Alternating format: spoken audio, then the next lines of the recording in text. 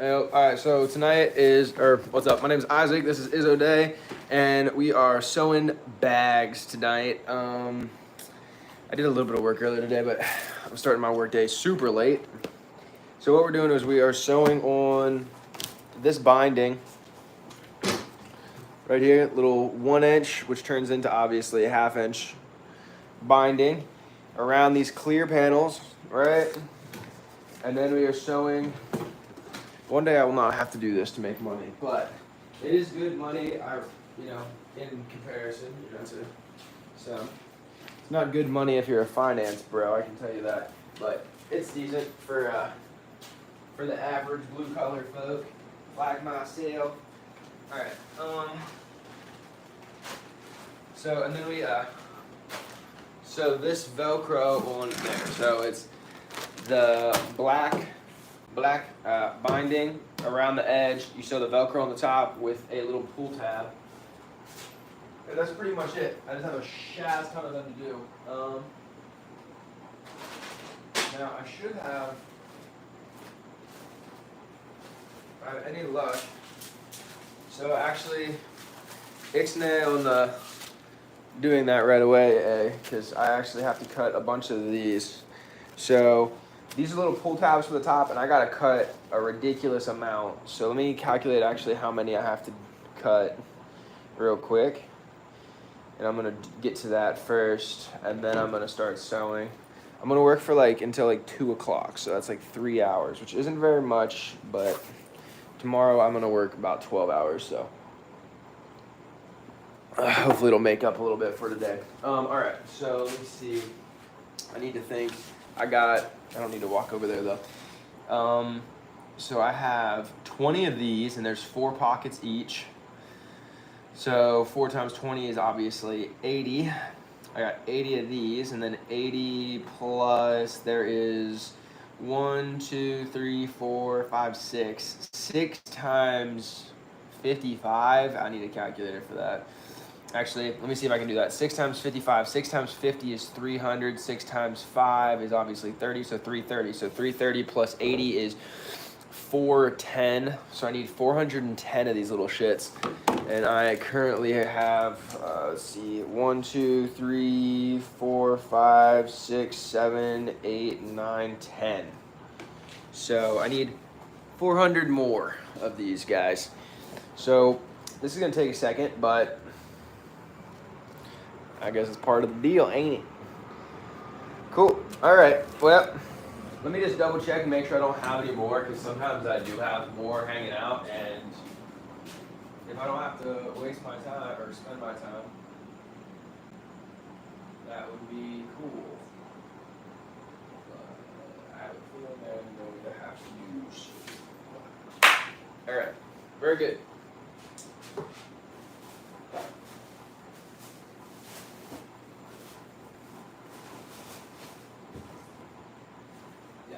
Definitely got it covered. Alrighty, very nice.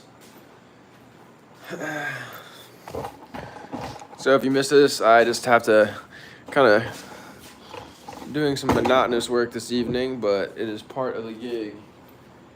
So when I do this, I normally measure out a bunch of them and then cut a bunch of them, and then I just normally do it in groups of 10. And so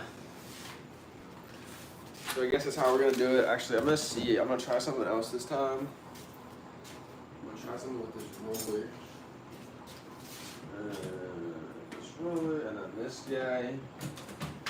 Let's see how this goes. So they have to be 3.5 inches, right? Isn't that what I was doing them at? Or 3 inches. I was doing it with 3 inches. Okay. So I could bring it to right there, line it up, and then roll it, and that could work. Yeah, that's probably gonna be the quickest. I don't know why I've never done that. I stopped using this roller for ever. It was for years. I don't know, for some reason I guess I thought it wasn't, actually I do know why. So I made this epoxy table when I first started sewing, And I had the brilliant idea of putting a giant one of these measuring boards slash cutting boards, inside of the epoxy table, right? And then I was gonna cut on top of the epoxy, thinking that the epoxy was like sturdy enough, because I'm thinking, okay, they make like, you know, bar tables and you know, all sorts of stuff out of epoxy. They use them on cutting boards and stuff sometimes, like those. Well, I guess they're not really cutting boards. That's where I was mistaken. So they aren't cutting boards, but they're like charcuterie boards. So, anyways, after about a year of using it, there was chunks out of the epoxy and such. So, it kind of. I still actually have that board. I just only have half of it. I cut off I did use it for years though. Like it did still serve its purpose. It was still a solid piece of, you know, solid piece in my studio for years. But I think after destroying it with this little roller cutter, I decided that it would be better if I stopped using the roller cutter and just used scissors. But this roller cutter is quite convenient for a lot of things. I wish I would have not given up on it. Alright. 1, 2, 3, 4, 5, 6, 7, 8, 9, 10. 1, 2, 3, 4, 5, 6, 7, 8, 9, 10. Alright, I'm going to split them into groups of 10 and then 100.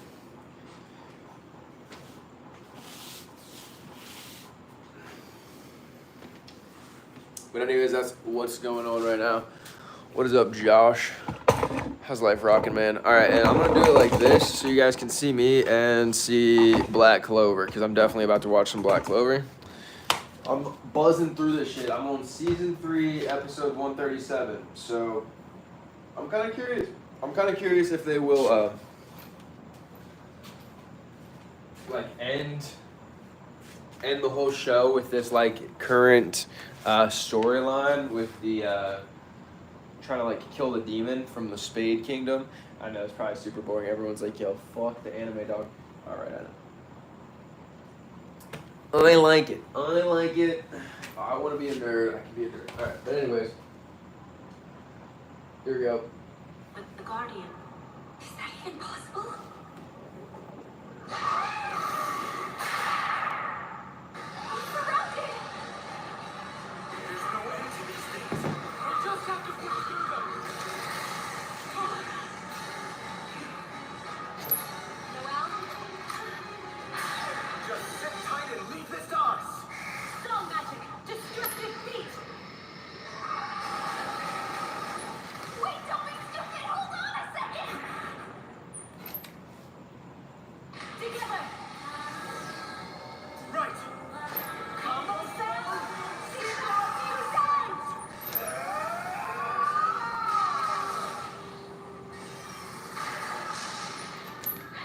Well, there was. There's too many of them. What do we do? What's wrong with me? I'm supposed to protect those two, not stand by and watch while they do all the fighting.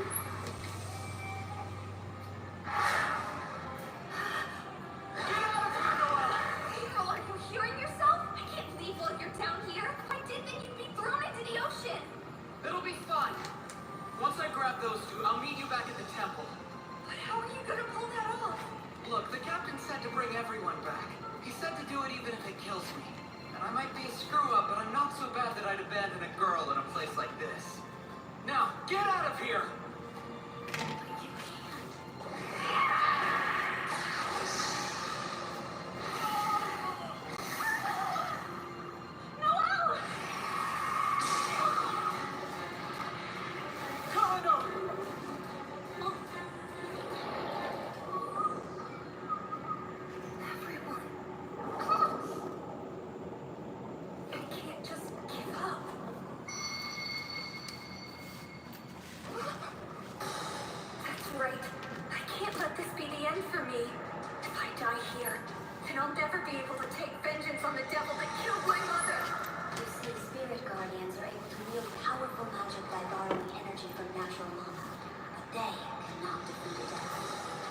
Natural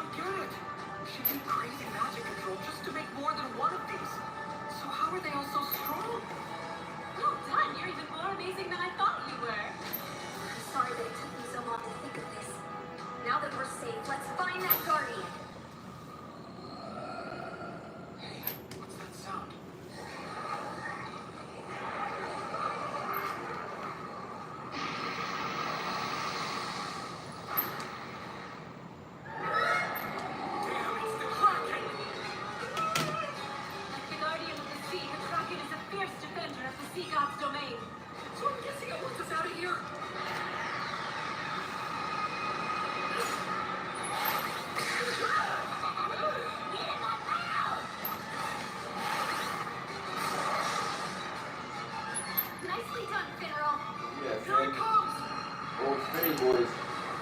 Kicking ass and taking names. It's obstructing our vision. Disrupting the soul of one. At this rate. Water creation magic. Valkyrie armor!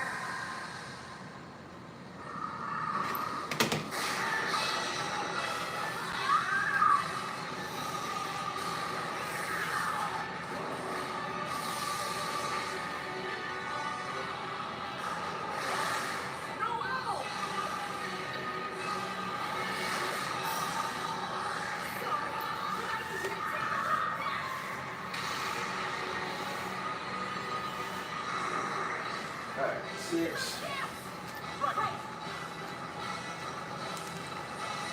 What up, bro? How's it going, Mr. CPM? Good to see you. Yo, spoiler. Dude, alright, that's not too big of a spoiler. I saw some stupid spoiler. I like looked up what's his face? Fucking Julius, like for the haircut. Cause I was like, dude, I'm gonna get that haircut. I love that haircut. Anyways, I was trying to figure out what it's called. It's called a warrior haircut. Anyways, I looked him up, dude. He showed a picture of him as like the Dark Wizard, and I didn't know that was gonna happen. I'm like, man, I didn't need to know Julius was gonna go evil at some point. Anyway. Such powerful mana. It's like there's an aura of pure rage around it. Is it threatening us? I don't speak whale.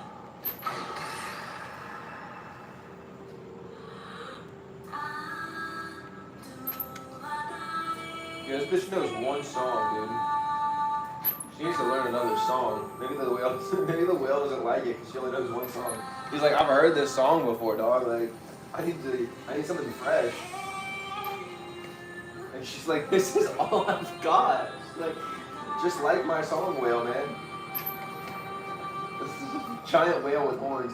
Devil whale. Dude, they love the horns in this show. Let me tell you. Oh, it has a little baby. The Guardian hasn't turned bad. It's just protective of its baby. Must be the creatures we fought. But I suppose they must have been trying to help. Oh, I get it. So that's the sound I've been hearing. The lullaby you sing for your baby.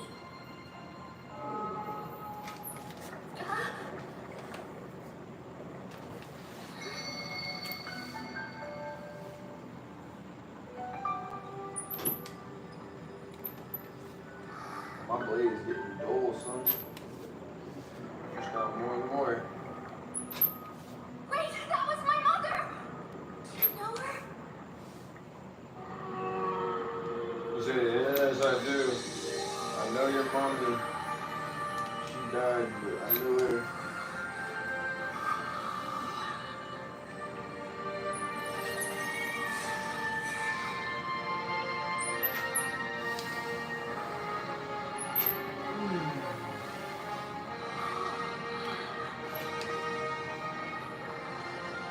Sea goddess, thanks. Hey, don't tell me you're injured. No, I'm fine. Just nostalgic. Oh, wow, that's $3. It seems like Mom might have come here before me. So I'm sure I was clumsier. And it must have taken far longer. I followed in her footsteps. See, Mom? I'm growing.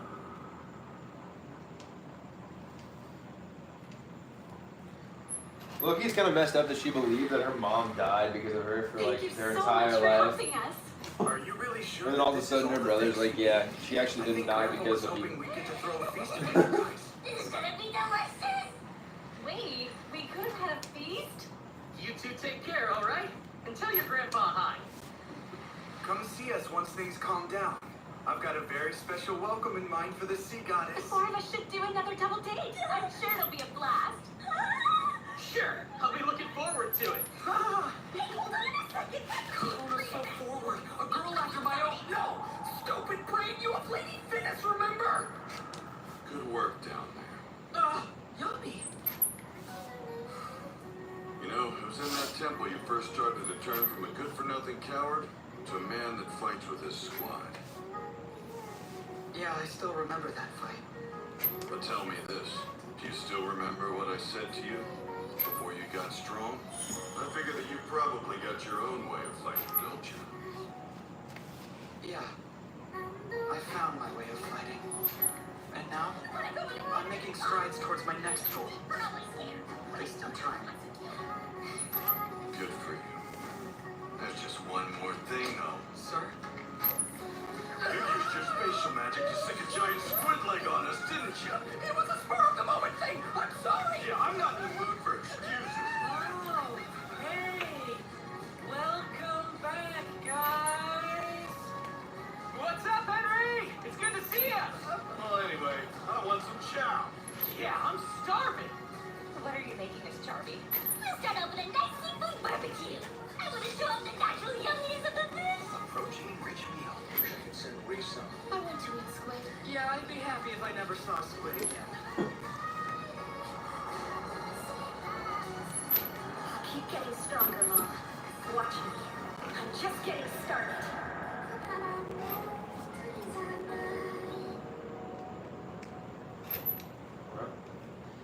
Got my finger. Cut myself off. Noel, Asta, you chase your goals and keep getting stronger. I'll chase mine until I become an Own a design studio. Win a really big design contract. Realize you're more of a creative type than a finance type. Realize you got this. Use QuickBooks to get your cash flow flowing. Get live expert assistance to maximize your tax savings. I can help with that. Get back to doing what you love. Manage and grow your business all in one place. Intuit QuickBooks. Your way to money.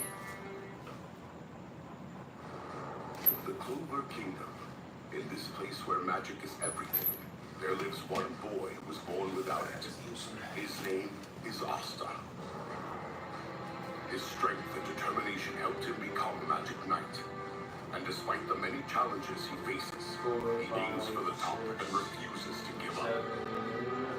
Rich or poor, royalty or commoner, Asta believes anyone can shine. His mission is to prove that to the whole world and become the next Wizard King. The Black Bolts travel to Rockway for training, hoping to fortify their magic skills. There, Asta and Noel reunited with Colorado and Kingdom, and were called upon to solve a problem that was brewing under the waves. A guardian of the sea had gone on a rampage, posing a deadly threat to the people of the underwater temple. Noel and a few of the others took to the water to quell That's a the hundo. chaos.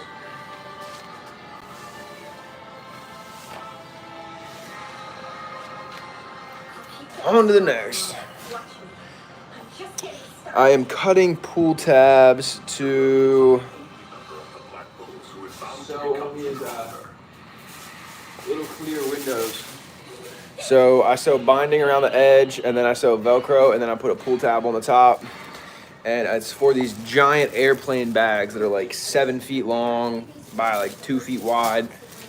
And they hold a bunch of like protection kit stuff. So I said fashion, but that's why I said fashion for airplanes, because it's not very fashionable. But it's making bags. So I can't say it's furniture because it's not furniture. But Feels like it's already working. Yeah, my mom. anyways, Like a waterfall. so I need 400 of these little guys to use as pull tabs. And that's what I'm doing right now. Should take me another 20 minutes. I can probably get all of them done. It's so much fun! Easy there, you guys! I wonder what was in that food! Oh no, it's all 3 of them! Hey! Charming, do something! Somebody's gonna get hurt! That food wasn't good enough. I know. I'll go see her. I love how Charmy just like all of a sudden was like had like the magic food. First like 100 episodes, she didn't have anything special as far as that. She was still talented, I guess, but then they all, I guess they all have like their crazy powers, but Charmy was just pretty much, I don't know, I guess she had her sheep or whatever, and she kind of like just would like get angry and like kind of kick ass every time like they needed her to. But then all of a sudden the food was magical, and the chefs, the little sheep chefs, which I do have to love I do love the alliteration of the sheep chefs. That's fucking pretty cool, man. I want a sheep chef, you know? Just like come home and like your sheep is on its back legs with like a little hat on, like this little white chef's cap. Sick. So dope. Love that. Great. Anyways. Let's skip the intro because no one wants to watch that. Well, I don't want to watch it, I guess I should say. You want me to train you? Oh, here she is. Her eyes are glistening with focus. That bit of drool on her chin is glistening too. And her forehead glistens even brighter. This girl is special. She always has been. You got it, Shortcake. Starting today, you're going to be my cooking student. Thank you. So what's the end goal here? Well, you see, sir, my magic allows me to cook meals that recover a person's mana. But that isn't enough! I need to whip up something that'll kick my friend's magic into overdrive! Ah, I see. That's not going to be an easy task. Hope you're ready to work hard, Shortcake. You know it!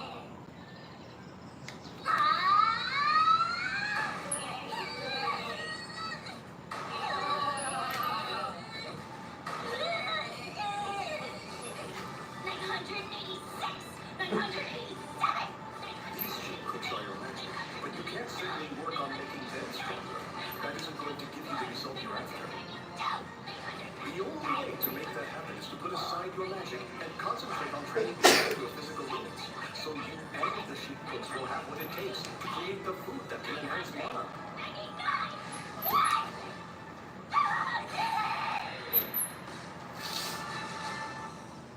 Your stamina's much better.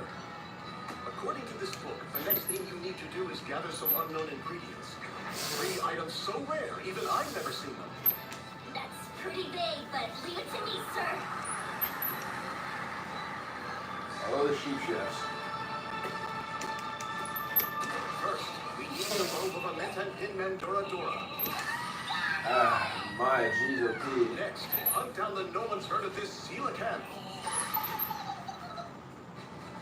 And lastly, the butt hide of a surprise squatch. Oh, wow. Shortcake did what? Are you kidding me? It's her. She's brought home the goodies. She's got the squash. She's got the fucking fish. I didn't know what the other thing was. Why did you push that hard? And she had a cane, which is pretty cool. Master, That's always good. You just get a I cane. did what you said. And now, Huh. my charming puppet sim will create the most powerful mana-enhancing dishes that have ever existed in this world. Tonight, I'll cook up a feast for all my friends.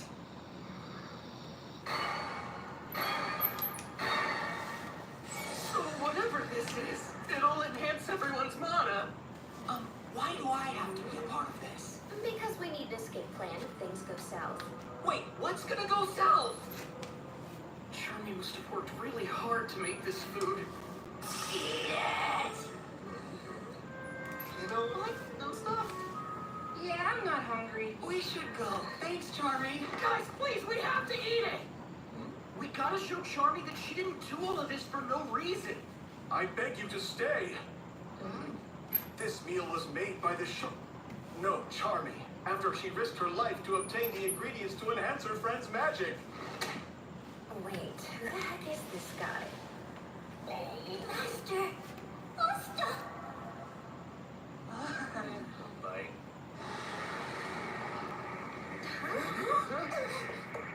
You see that? Demon food! I don't think you cooked this enough. Don't worry. Spatial magic, fallen angel gate.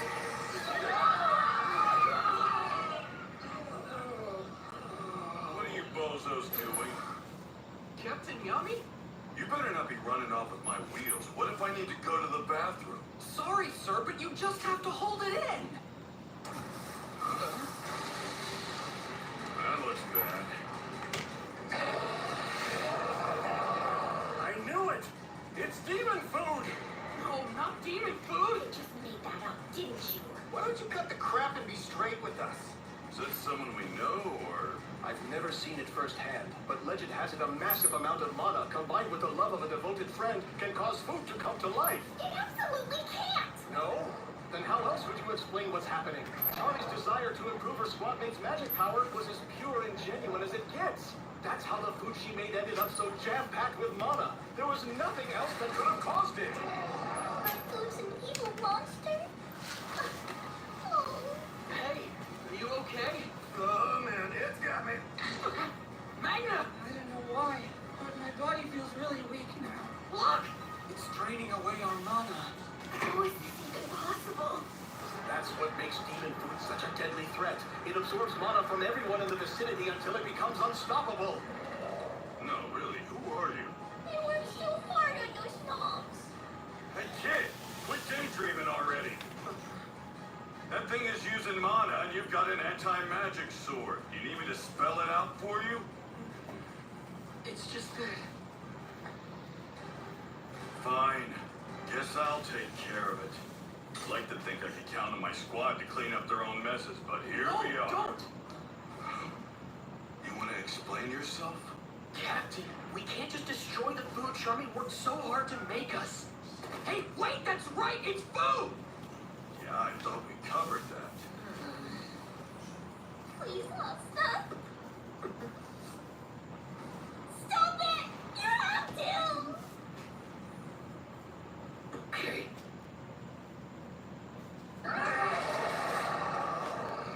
Is he gonna...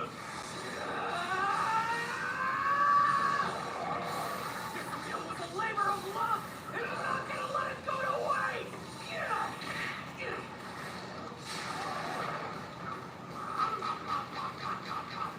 That'll come out of both ends later. Feels like my mana's recharging. Oh yeah, it's flowing out of the party's gnawing on. Not so fast, Asta! I'm not letting you eat it all!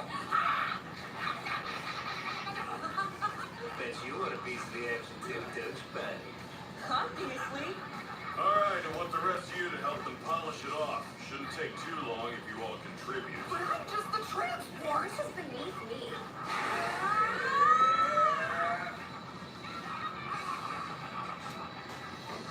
Dude, who are you?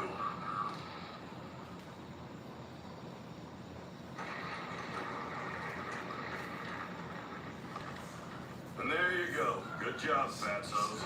They did it to themselves. Hey, I meant to tell you. I feel like that food was different than what you usually cook, and I don't just mean the part where it tried to kill us. It's kind of hard for me to put into words, but I don't know, it seemed like the only reason you made it was to build up our mana. When I eat your food, I can usually taste how much you care about making people happy and stuff. And I just feel like that was missing this time. Whoa, that came out really rude, I'm sorry! Master? That's a good point. In our quest to cook the perfect meal, we forgot the most important thing about being a chef. Charming. No, I mean shortcake. One more try. I'm ready, sir!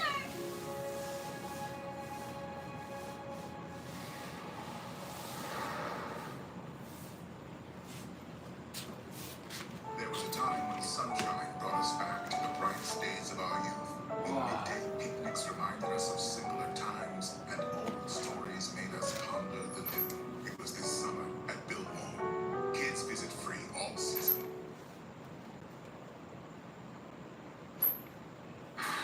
Let's do it again!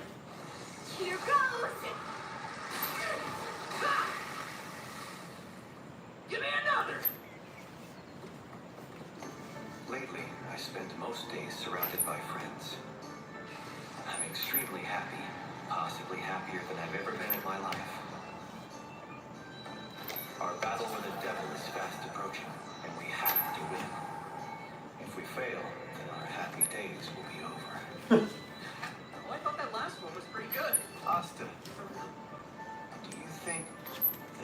could train with you for a little bit? Yeah, of course you can. Hey, Noelle, is it cool if Gordon tags in for you? Sure. Give me everything you got. Okay. My best? I didn't plan to do that, but I'm sure Asta can handle it. All right, here I go. Poison curse magic, dwelling of the poison cloud.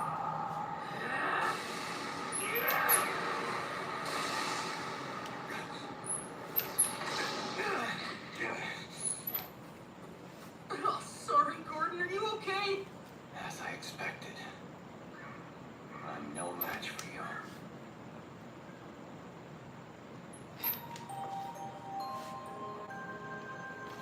I was fighting with all I had. Maybe I've been getting weaker of late. When I first met the team, I was truly alone. But that was largely because I was as sharp as a knife, and I refused to let anyone get close to me. And now, I've lost my edge.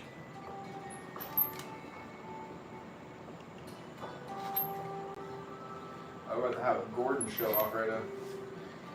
He's gonna go I figure, love it here with my friends. figure himself I out. can't remain complacent. If we're going to defeat the devil, I must regain the strength I had in the past. Oof. And that means I've got no choice to be alone again.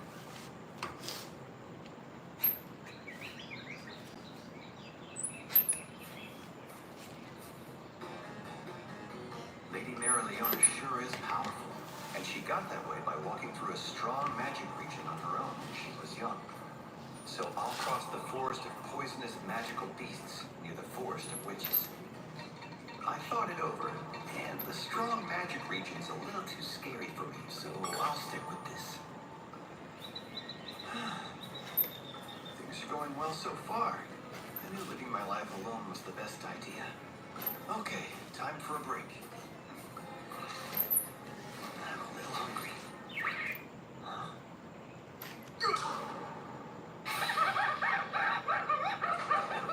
It's my food for the whole week!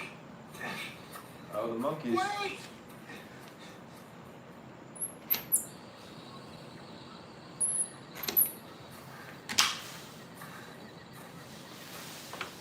I still can't find my bag. Maybe I'll Gordon's go in a home shit now. show right now. I've probably been alone long enough. Uh-oh. I don't know how to get back.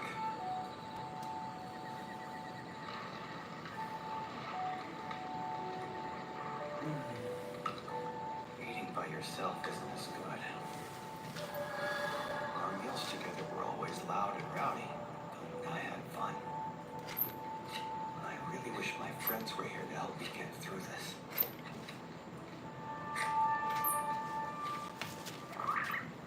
Don't worry, Gordon. I'll find you something to snack on right away.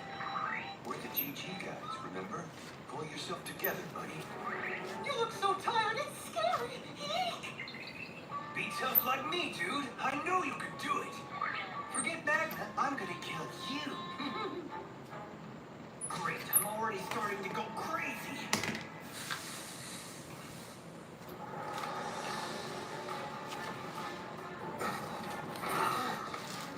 Now's my chance. Let's see how much stronger I've gotten since I left the Black Bulls. Poison curse magic, dwelling in the poison cloud.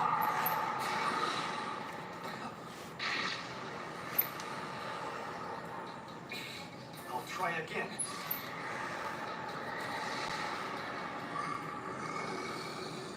No good.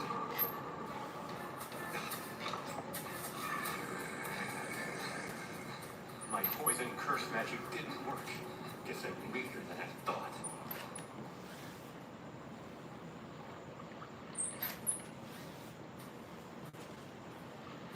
This is the first water I've found in 3 whole days. I can live here by myself for a while.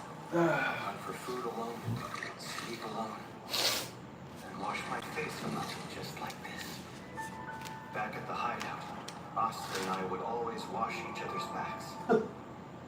Some nights I'd drink with Vanessa, and we talked about our dreams. Ghosh let me help take care of his Marie doll every once in a while. And Luck and I would fight almost to the death. I must improve myself. But the thought of being alone has become so painful, even though that was normal for me before I joined the Black Bulls. This Gordon episode is not What my friends doing much for me. I feel like it's kind of silly to say that he like lost his power. We need to get a move on right now. Come on, there's no time to lose. Yes, sir. They'll come looking for me. I just have to trust them. You guys, you found me already? And for what?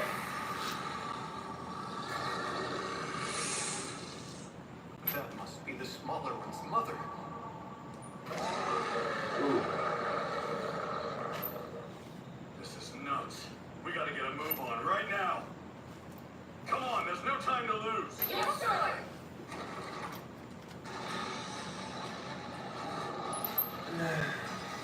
Poison curse magic. How fucking ducks. It's no use. My magic isn't affecting these things at all.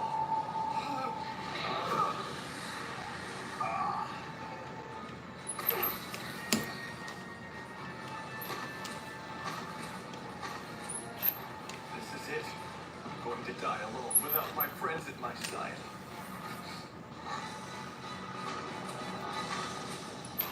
No, wait.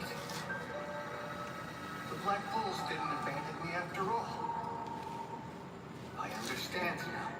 I don't need solitude to make me stronger. No, I'm strong because of the bond I share with them. Loneliness is the deadliest poison of all. And the only antidote that cures it is the love of my dear friends.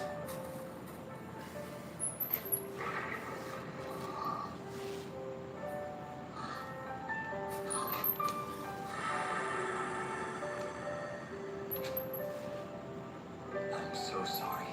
I allowed fear to take over and I wrongfully attacked you and your little one. As a magic knight who's been tasked with protecting this land, that's a mistake that can never be forgiven. You're my allies and fellow residents of the Clover Kingdom. What's more, you're my friends too.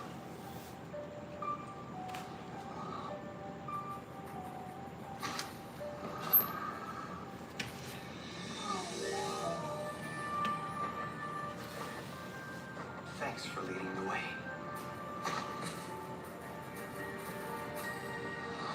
I see. The two of you have an immunity to the type of magic that I use. So that's why my spells didn't do anything.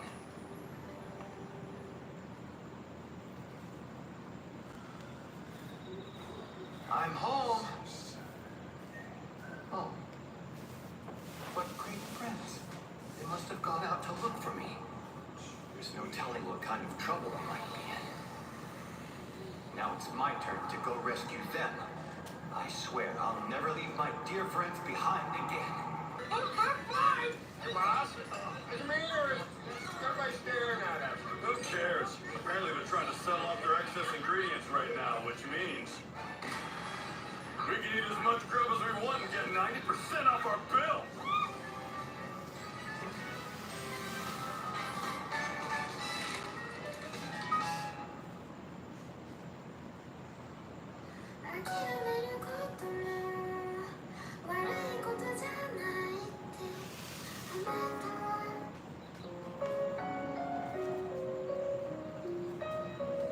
Those flowers are for me? Yes. I hope you like them. Don't just give them away. It's fine. You're my hero, so I want to give you a gift. Dad? Zora, come over here for a sec. I should be on my way now.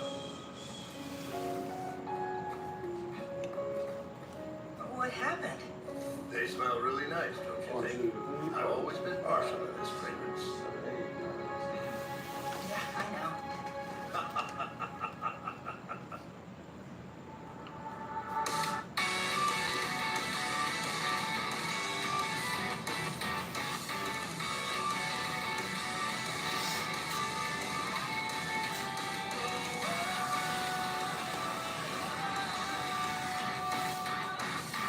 Alright, we're watching Seinfeld again.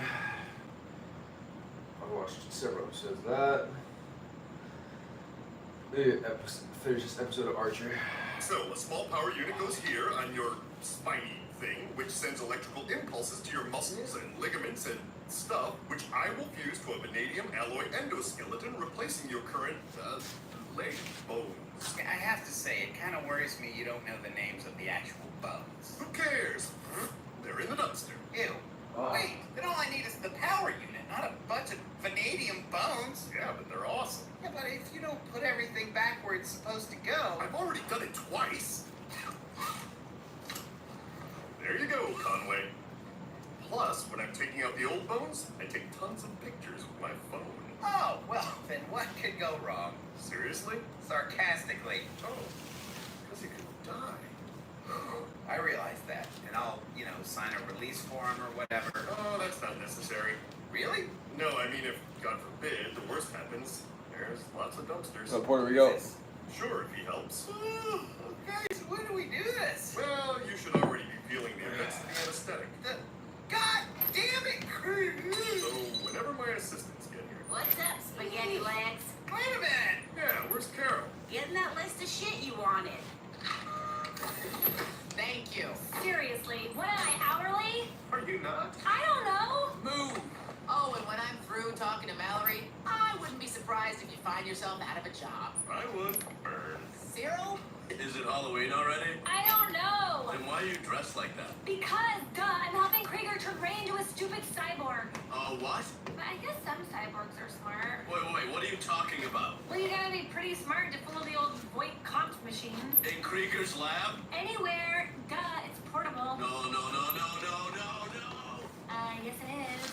Yo, Magnum PU, I need a lead-acid battery, 50 units of plasma, some bolt cutters, and something called a defrembulator. That's a made-up word. They're all made up. Mind blown.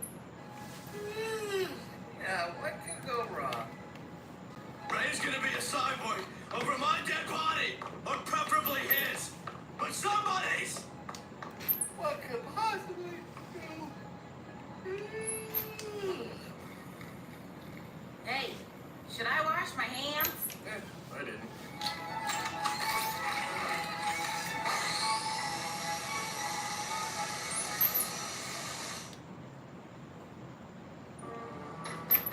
Krieger! This show is off the cuff. Krieger, open this goddamn door! Krieger, I'm gonna count to 1. Oh, that's right. He hates robots. This is a robot. Gillette is a human being, but he won't be for long if you don't clamp that artery. 1. Brett? What in the hell? On the field is great, but when you walk into the locker room, that's the special moment. Talk about how tough we are. We've been living it. You gotta keep a level head, babe. Gotta keep a level head. We fight. No gap. It's gonna be fun.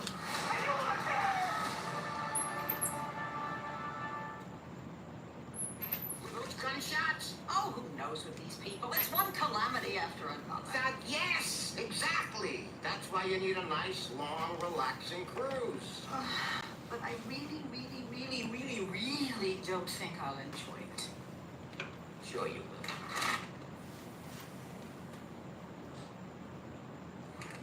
Brett! Archer, what the shit are you doing? Investigating a ballistic anomaly. Come on, walk and talk. I don't even think he's on this floor, but idiot Brett still managed to get shot. Yeah, he's the idiot. Right? You idiot! If I hadn't checked the time at that exact second, I'd be dead right now. Which reminds me, Grover Cleveland called. He wants his watch back. Archer. He left 2 non-consecutive messages. This was my grandfather's, you ass. I'll buy you another one. Now, how are you holding it? Like, exactly? I don't know. Like this, I guess. Okay, so... Boom! Come on, this is awesome. It's like we're the Warren Commission. Look, check it out. It's a real magic bullet. Why the hell were you shooting at Krieger's door in the first place? Oh, shit, right. Brett, this might be some kind of record, so if you can move, don't. I gotta go stop him. Stop who? Oh, He's making a gay Terminator. And yep, officially confused.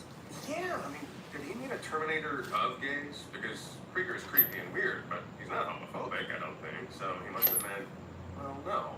Are Terminators asexual?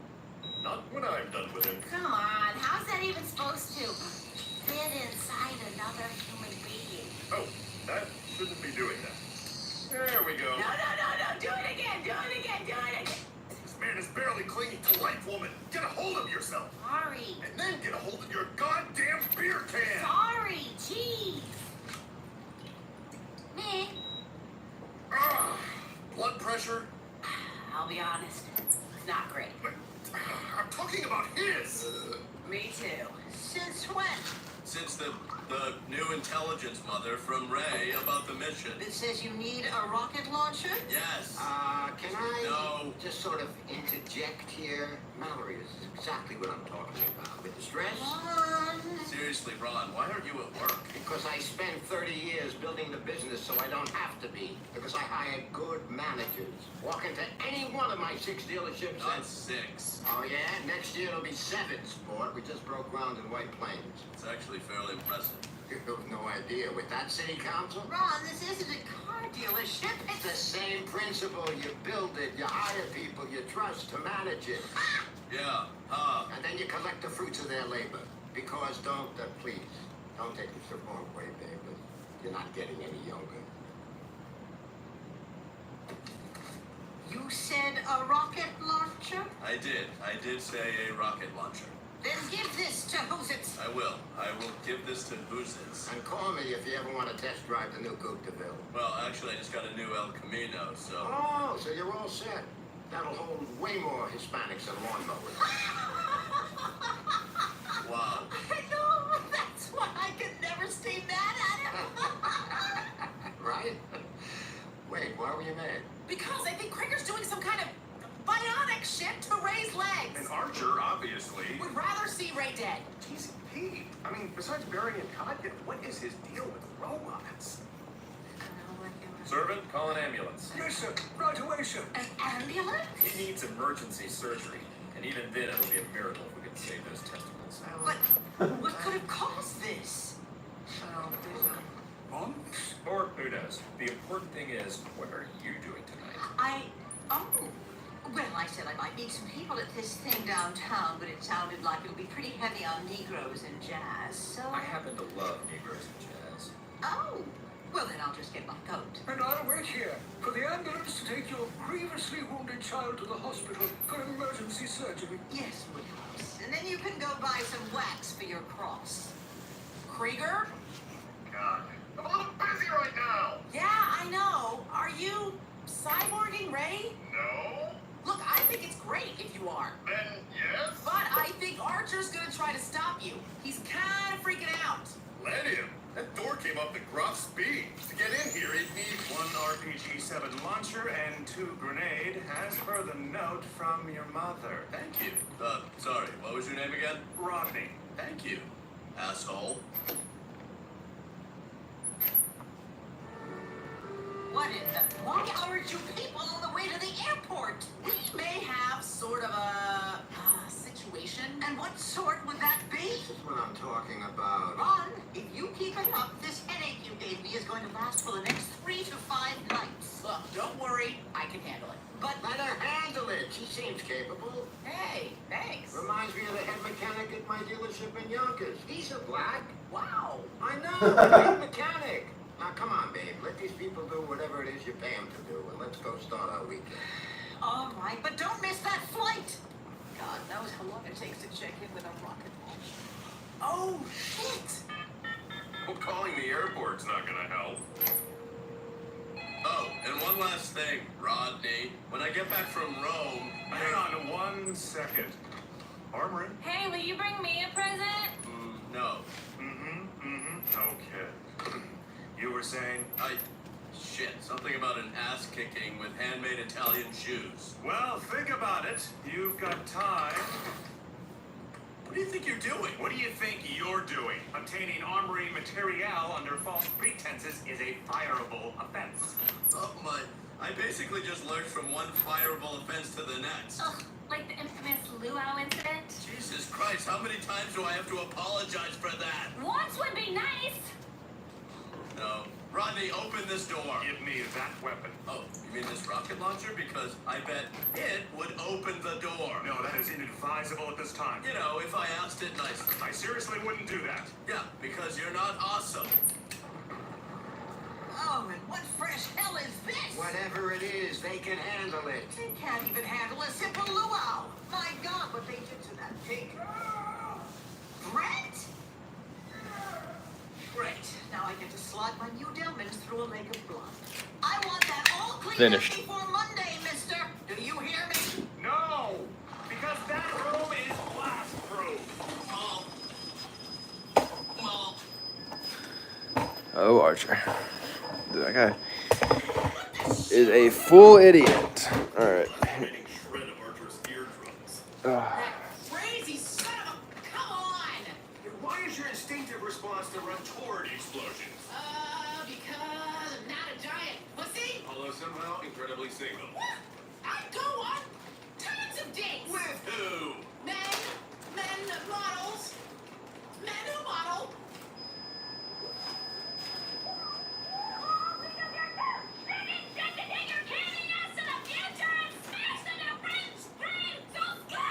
Whoa, whoa, whoa!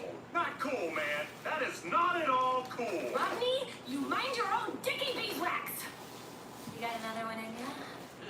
I don't. Tease. And I'm sorry for that one. Don't be. Because I'm just gonna say it. I think it's super creepy you get sexually aroused by physical violence. Well, but also emotional violence. Wow. Even creepier. So, are you gonna open the damn door? As soon as you give me that weapon. What? Do you honestly want to live through the rise of the machines? Which you won't because no one will? It was rhetorical! So now if you'll excuse me, I have an entire human race to save. Hey, that's ISIS property. What, this? Yes. Take me with you. Shut up! Ooh, yeah, even that little, that's enough to get the engine revved up. So, Rodney. Tease! Cyril, what are you doing right now? Helping me find Archer. Where is he? Are you calling the airport again? Cyril, shut your goddamn mouth! Hey, guess what's not a good time? Wait, where? Somewhere in there. Not you. And did you count right? What, to 5? Dick nuts? Raider! Look, you've got to keep them away from the lab. Almost done. If somebody can find their last beer, I can promise it ain't my last. I mean, I doubt he can find it. God damn it. I told him. I said maps all through the HVAC ducts. Or just at the, whatever, junctions. I won't even waste however much dry erase it'll take to write that down. No, Mother, because you were too busy wasting it on 4th of July. But still, see if you can flush him out. You need to use the nerve gas. Do not use the nerve gas! And yet incredibly single. How the hell do you push him out? Duh. I said, how hot can you make it? No. It's already happening. Holy shit, already? Yeah, I actually feel pretty good. How is that possible? It's a proprietary blend. Barring some sort of massive infection. Don't look at me. Found number 6. You should be up and around by Monday. Well, then can I go home? Because it is hot as balls up in here. The thermostat's becoming sentient. Oh God, that's how maximum overdrive started.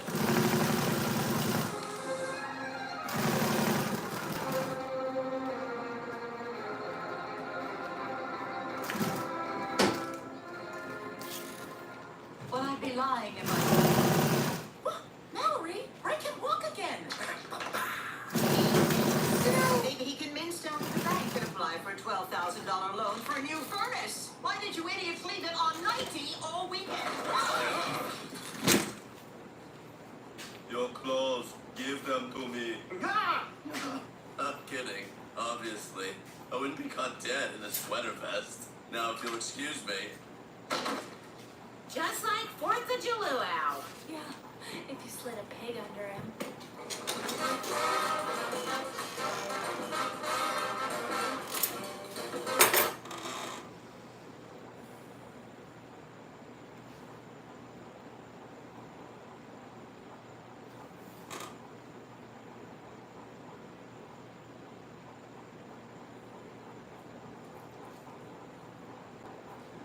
I don't wanna watch a fucking movie.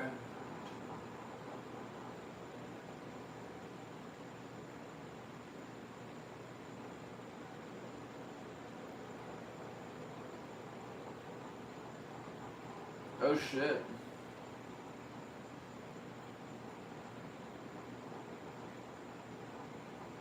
Trainwreck, The Real Project X. Alright, let's watch this. This is interesting. Our energy turns driving into a transformative experience. Because we engineer with an energy that's stronger than what powers our SUVs. And that's the energy of innovation. Ah, man. If you guys see me twitching my neck, yo, what's up, Julissa? I have like my neck is like pulled in like 3 different ways, and I just cannot get relief.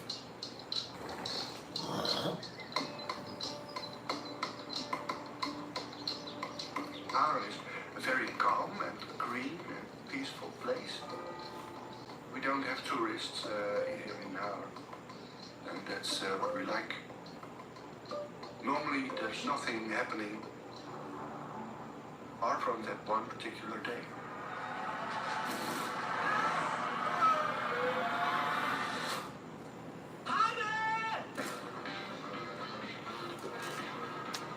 It was Friday night.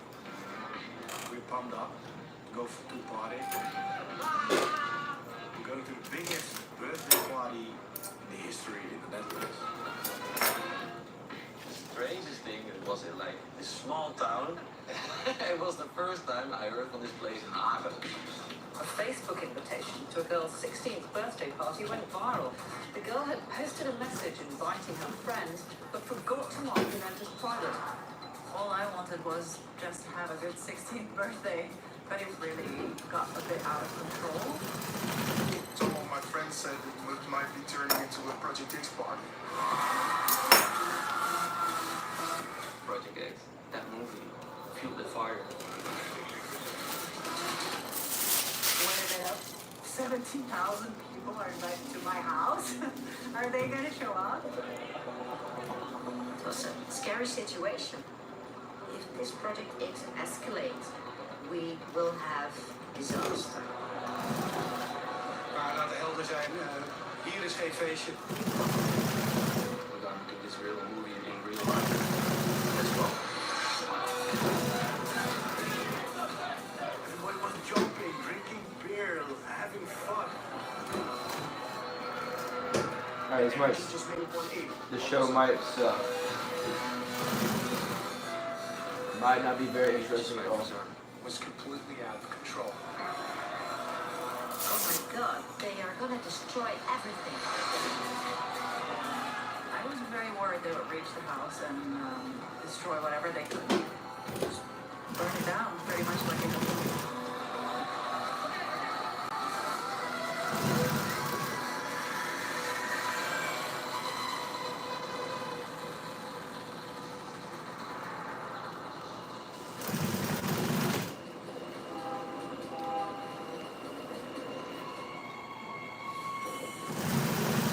This is just sewing so nice. That white fabric was sewing so poorly. After everything that happened with the party, I left the Netherlands. Nowadays, I don't come home that much anymore. I don't think the Dutch have forgotten what happened. People say that what a free country. A lot is permitted here, right? weed, prostitutes. But in reality, the Netherlands is very cool. The Dutch don't like it when people break our unwritten rules. But I never tended to be someone who conformed. Sometimes when I talk to my dad, he would just sort of remind me that, you know, when you stick your head above the grass, it also might get cut off.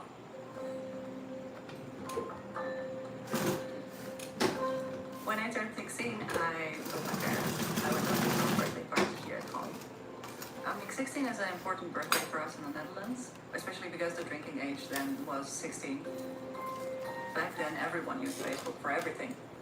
Popularity was associated with how many friends you had, you know, how many likes you got. People wanted to show that they were fun, right? That they were doing cool things. So I created the event, something like Mert's 16th birthday. I invited 78 people to be exact. It asked whether I wanted to make it public or private. I clicked public.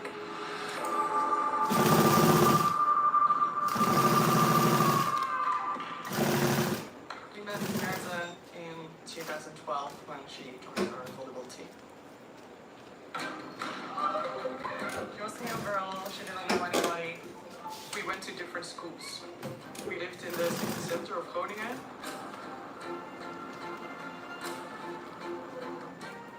And she was from a smaller town next to Groningen called Haren. People living in Groningen view people living in Haren as, yeah, they're from Haren, they're probably posh. Yes, they didn't have to be, but everybody thought it. But eventually her personality was completely different than we expected. She could make jokes about herself. She was very easy to talk to. She fitted right in. When she invited us, we were super excited to come to her party.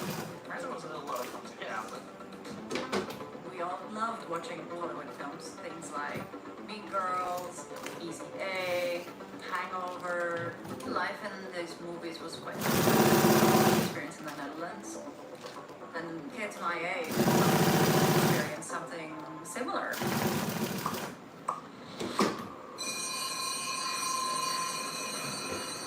When I got to school the next day, now and then I was looking at my phone. So small. I can't remember how we could type on it on a screen of this size. I guess it was the first time when you could use social media on your phone. So events were in the palm of your hand now, and you always knew what was going on. Somewhere around lunchtime, the number of attendees picking up slowly, but nothing out of the ordinary. I was chilling out in between classes. Suddenly I got a ping on my phone, and it was an invite to the party. I went to school with Mert, but I wasn't really friends with her. She lived in a nice house. They're a little bit elite. Everyone in our school knows where they live. Looks like a little bit of the Home Alone house. And of course it looked like a good house for a party. And then I saw it was a public party. I was a little bit of a rebel, so I thought, wouldn't it be funny if I invite more people? But I couldn't invite all of my people at once. So I needed to click on every person who was in my contact list. It took me a long time to do it. Like 500 invites. And everyone was so excited about inviting more friends. After the break, one of my friends came up to me to say, Lauren's crashing your event and talking about inviting a lot of people. That's probably when I started to check my phone. There were now 3,000 people invited to my party. What the hell is going on? People were very enthusiastic and posting things on the timeline of the event. And then some of my friends said it might be turning into a Project X party. Dad, it's me, Thomas. But the Project X movie came out earlier in 2012.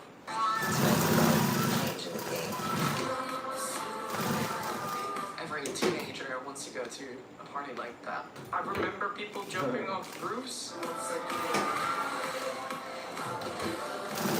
Where's the nightmare of a parent? Hello? Yeah, hey. Well, we just wanted to call one last time. Make sure you were set for the night. This is too much out of control. Best party movie ever. Now people are hyping each other up, posting pictures of, you know, the gnome with Suddenly, it's on my phone. What a really good idea. Then it went rolling and rolling. yeah, it was exciting. It was cool. So I took to Twitter and tweeted something like, just 3,500 people coming. I really thought it's just a joke. People will calm down. But it just didn't stop. The number of invites went up and up. It was doubling, tripling. It was crazy. I don't think we had any class at all. It was just hanging over tables and absorbing this crazy thing that was happening. And also the teacher was kind of sort of into it. At this point, I'm starting to feel like maybe this isn't going to stop by itself. So I looked at my phone and I tried to find an option to delete the event. But at that time, you couldn't from the phone. It was only possible on a desktop version. But I couldn't go home yet, so there was nothing I could do in this moment. When the class finally finished, I quickly took my bicycle and went. I definitely felt I can't hide this, like I have to ring the alarm bells. But I don't think my parents really understood social media. You know, whenever I posted anything on Facebook, they would say, oh, did you send them an email? And so I showed my dad the event. And he was more like, huh? What happened? 17,000 people are invited to my house? Are they going to show up? But he did realize quite early the trouble that the whole family was in. So my mom started calling the police to see if she could find someone that could help us. But I'm not sure I understood what the Facebook event was. So we decided that it would be best for me to delete the event. It was all mixed feeling, right? Okay, now it's a good thing that it's over, but at the same time it's like an anticlimax or something.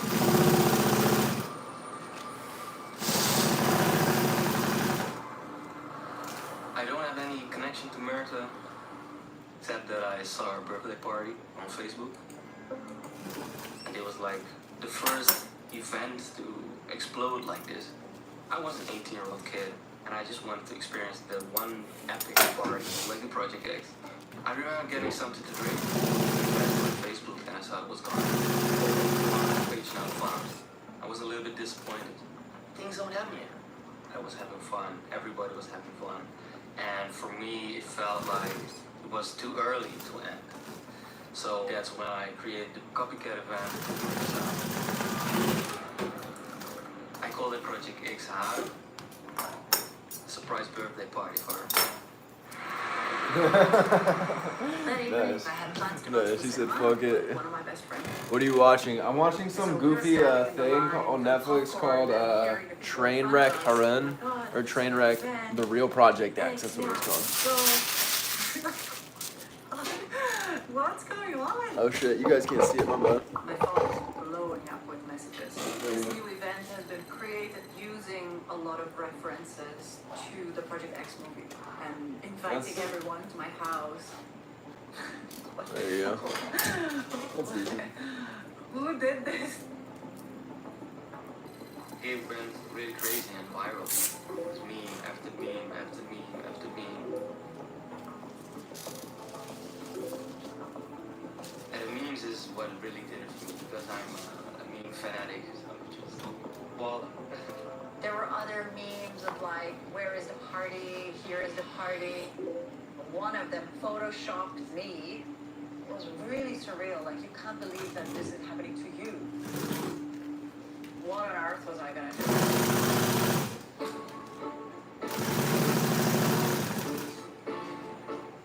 was the first elected Night Mayor of Groningen. And I was responsible for all the nightlife in the city, organizing festivals, dealing with bars and problems. In the Netherlands, it looks very liberal, but there's also a lot of structure, a lot of rules in the background. We have city council, but after 5 they go home.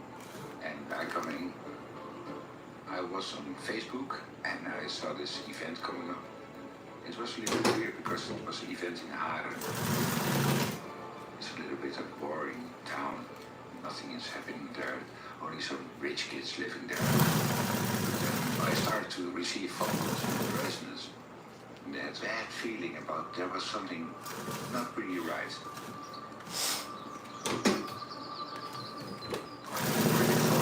Potentially could go wrong. I could not do anything on my own. I thought action should come from local authorities. I was just working on my laptop. And then there was this message popping up. Somebody had sent me the Project X trailer. There were the streets that were on fire. My thought then was, oh my god, they are gonna destroy everything.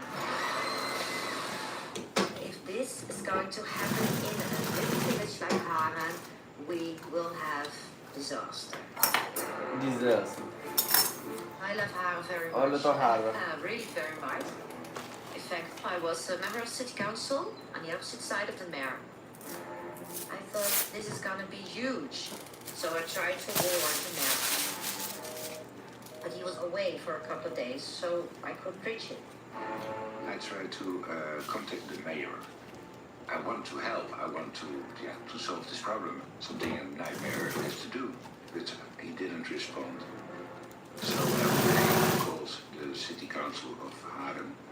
They were used to dealing with crossings, so they were not taking it serious. We must find a way to stop this. We must find a way to protect the people in Haren. My parents at this point started to get a bit worried.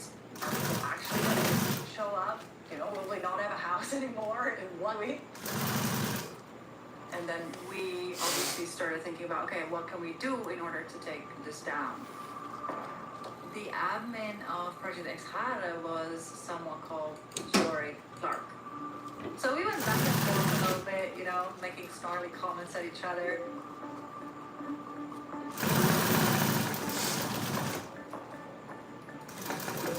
I think she liked the attention. Yeah. I made her Facebook famous. Jorik didn't understand that it really had an impact on my life and on our family. He grasped that I wanted to try to convince him to take it down. And so a friend who was connected to him on Facebook, she gave me his number. I'm hesitant to pick up numbers I don't know. I was like, fuck it. So I slide it, I pick it up, and it says, hey, is this Jorik? I'm like, yeah, who am I speaking with? This is Mert's dad. I was like, oh shit. He was a little mad at me. He explained to me, like, people were climbing over their fence and taking pictures of them inside their living room. And that was the point that it finally hit me. If I'm actually ruining their lives, that's not something I want. So that's when I put out the message saying that the party's over. And people didn't like that. People did not like that. Uh-oh. When he finally took it down, obviously there was a lot of relief. It's over. It wasn't over. Then a few hours later, Just added it on my watch list. Yeah, I'm gonna see how. I guess we'll see how good it is. It's shocking. It's good enough to watch while It was we're like an exact copy of my page. the numbers went up very, very fast. There were already 30,000 people invited. It's a weird name to have.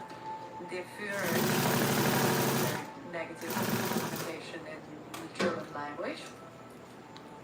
So I thought I'd try to reason with the admins saying how serious it was and how really we were urging and really asking them to take it down because it was having a really big impact on our lives. And it wasn't just a joke.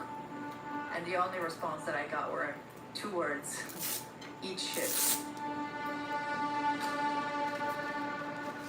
The rumors about this party started getting bigger and bigger. There was going to be a stage and there were artists coming. Heineken was even going to sponsor the event, like it was some kind of festival. That was crazy.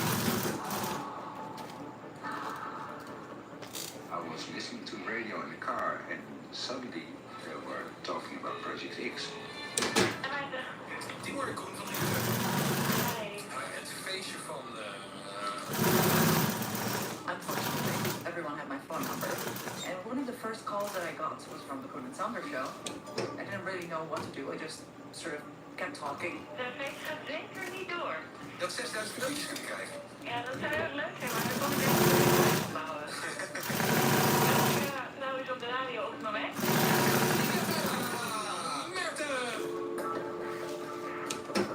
Then it went huge in the national media. Gemeente Haarlem maakt zich daarom op voor de komst van duizenden ongewenste feestgangers. 50.000 uitnodigingen zijn inmiddels via internet.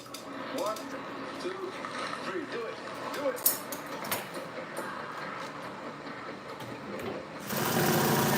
Video of a poster rolling hit the news. We started realizing, okay, this is really going to happen. There were already rumors about people getting on buses from different cities in the Netherlands. Bewoners aan de stationsplekken houden hun hart vast. There were now thousands of people coming. It's even bigger than I was thinking at the start. I had a very nasty feeling. We are just not ready to host all these people. No, I don't think they want to be hosted. At this point, we kept the curtains closed 24/7. People were always taking pictures of the house. I couldn't go to volleyball, I couldn't go to school. People started making masks of my face. It's almost like the purge where you're trapped in your house and people are ringing the doorbell and trying to get in. I was wondering if this is purge that's happening in your home. It wasn't just, people making fun.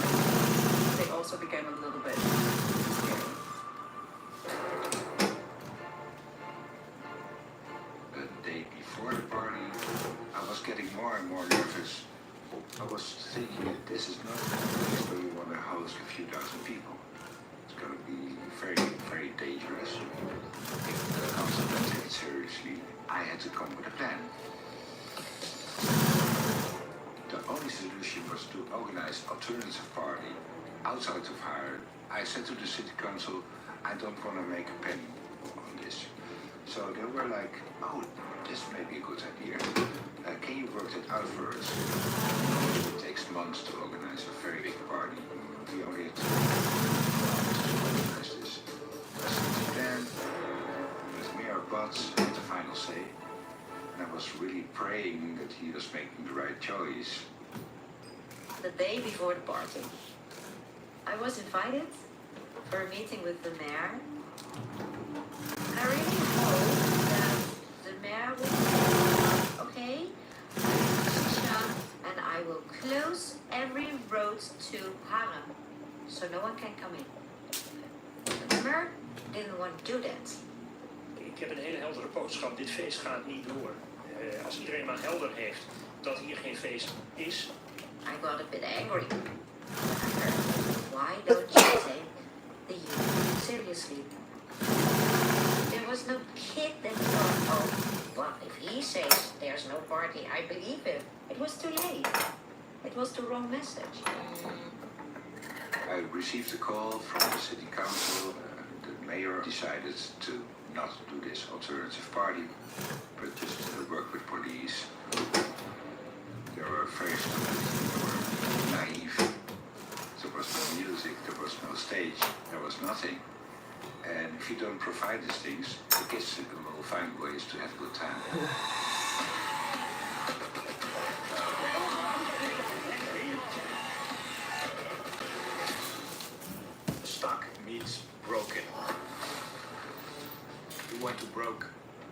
television channels because they have rules. We hate rules. We do like jackass stuff. Crazy challenges every fucking week.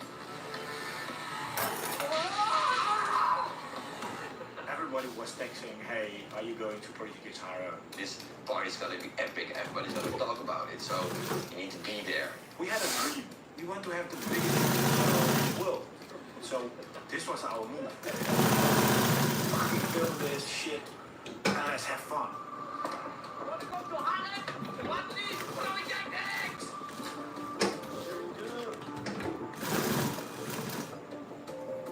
It was the morning of the party.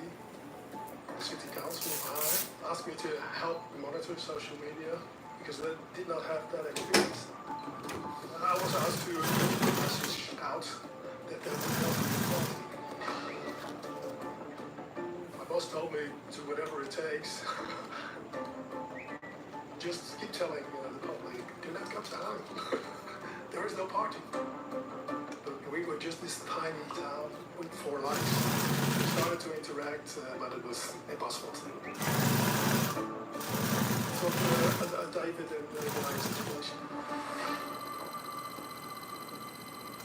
When I checked Facebook on the day of the event, about 350,000 people had been invited. So the timeline was just extremely slow. People were gearing up to come.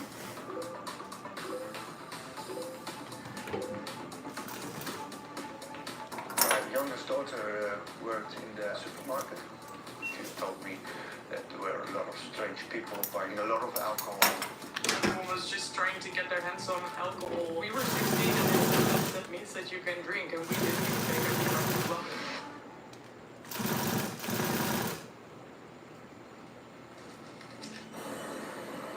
Maar waarom heb je besloten om met de trein hier naar Haarlem toe te komen? Ja, nieuwsgierigheid inderdaad. Het is altijd een ervaring om zoiets te bekijken. By lunchtime, there were people really gathering in front of the house in large numbers and planning to stay. The press was ringing the doorbell a lot. Nu het nog rustig is bij Meerte, tellen we eens even aan. Goeiedag. Oh. Haar vader heeft zijn buik er helemaal vol van. I was doing live coverage for Project X Haarlem. When I drove to Meerte Street, they had taken away the street signs. I guess it was kind of funny. People have navigation on their phone, so it's not very hard to get there. When I looked outside, so many people had gathered in front of the house that it started to feel unsafe. So that was the one where I said, I want to go.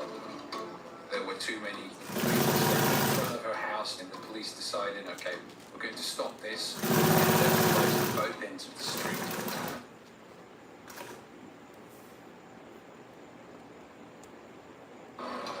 I was very relieved that we left. When we arrived at my aunt's house, I don't think we said much. We just sat there watching everything as it unfolded. Al 2 uurtjes en dan begint in Haren een feestje van de 16-jarige Meerte. Die nu naast mij staat, Paul Heidanus, woordvoerder van de politie, staat hier nog met een voorzichtige glimlach. Meneer Heidanus, ik heb begrepen, jullie hebben wel MES achter de hand. 300 heb ik begrepen. En wat wij aan maatregelen hebben getroffen, daar zeg ik niets over. Maar laten helder zijn, wij weten wat we moeten doen. Everything was on the when my shift ended, so I left. I cycled, then I stopped. I saw this endless line of cars coming in and people walking towards Haarlem. We were outnumbered. So I called this message we put out, it didn't work.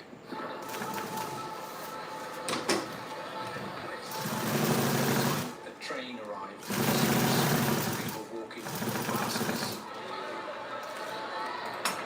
I didn't know Meerte, but I'm a party animal myself. And we was just walking, to Haarlem for a big ass group. Vibes was nice. When I arrived at the party, I saw people having fun.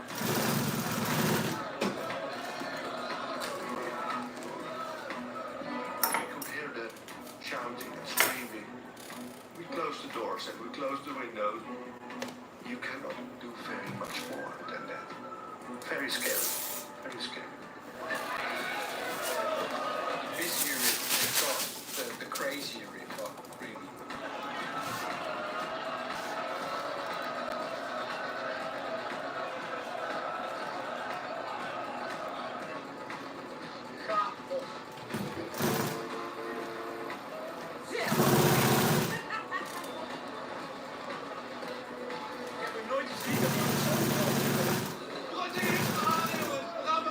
Everybody was jumping, drinking beer, having fun. They were thinking, let's have the best night of our life.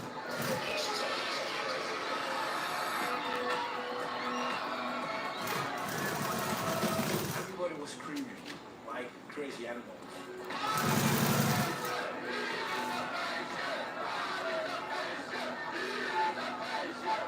I loved it. I still sometimes in my head sing this song, "Waar is het feestje?" Because that's what I heard all night. A lot of these young people were really expecting to find some sort of a party, and all they had found was barriers and a few police officers and a crowd that was getting bigger and bigger and bigger. And every time I was alive, these strange, stupid things happened. Arnoud, Jongens, wat komen jullie doen? Ja, we kunnen zelf niet van motherfucker! And I was like, how long are we going to keep this going? Zo'n Facebook-feestje trekt rare mensen aan. Ja, zoals ik al zei, ik heb een whisky douche nu over me heen gehad. Hier maar weer vandaan te gaan. dankjewel. I went walking with the dog to the center to see what is happening. Behind me there was a group of people shouting, making noise. And then suddenly I felt a hit on the head and immediately I heard glass breaking. They threw a bottle at my head. The dog started to shake. That's when I felt that the atmosphere turned around. You could feel it in the air. You could see in a minute it can explode. Nou, we staan nu bij de straat van Michten. Het is één en al gekhuis. Entered football stadium. Thousands of En we hebben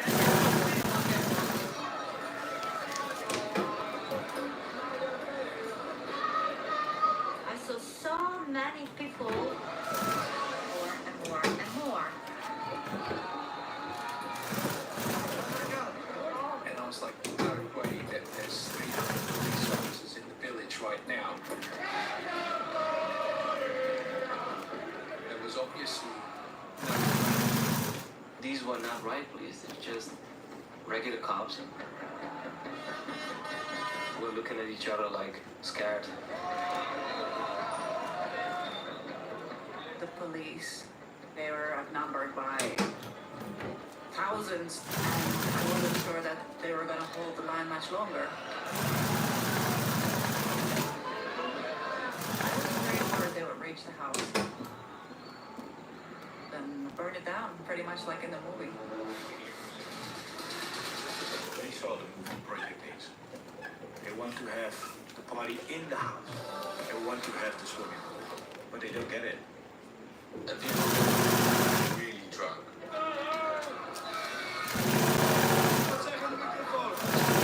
And then some people get aggressive. Oh, the axe cam, bro. They had the axe cam, dog. I remember the fiery axe cams.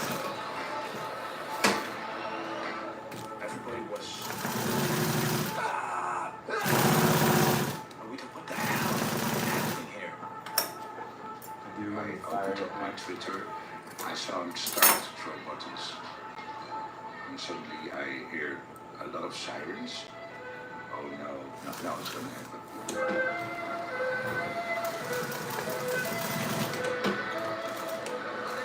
If you invite the police to a party, there's only one outcome. There's gonna be a riot. The police make one fucking big mistake. They were trying to push us away.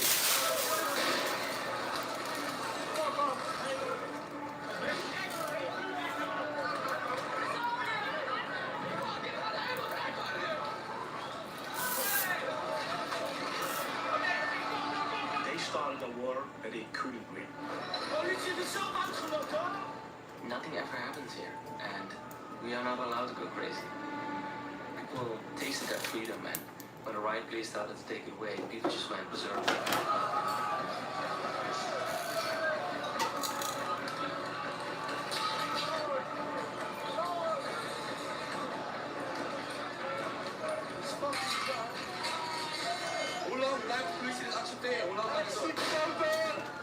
I was worried about my dad because he had decided to stay. He wanted to be there for the neighbors. I hope that he wouldn't somehow get caught up in that crowd. We didn't go to the party. And I also didn't want to contribute to a crowd that is putting her family in danger. I remember the footage from the news. It was the police. The police were getting also aggressive. If somebody was getting close to the police would have to die.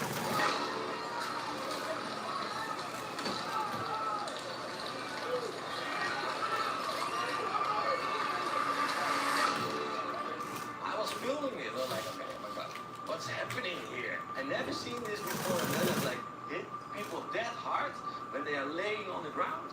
Wow. I fell down.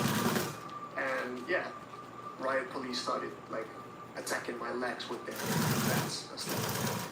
You know, but I managed to get up and got away. You know, like, okay, you want to treat me like a rioter? Then I will become a rioter.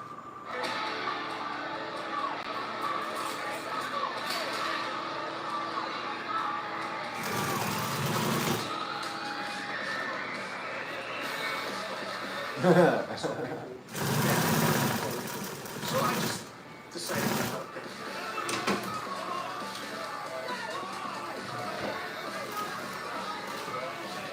I saw people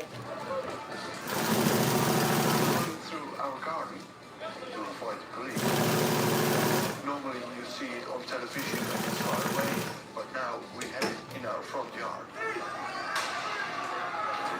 People were throwing Molotov cocktails into the car. That's crazy, bro. And I thought, oh my god, this is like Call of Duty. This is real. This is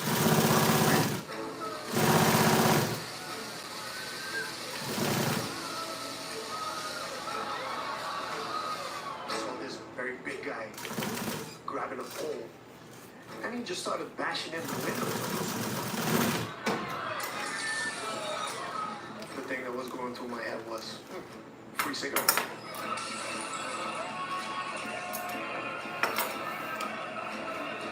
So I put on my hood,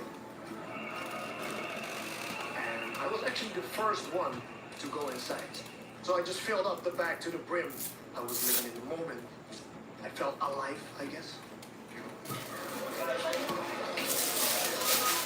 We're just filming the robbery. But that was a wrong decision. In just 1 second, shit hits the fan. Hey! Hey! They're filming us! They're filming us! Grab them! Grab them!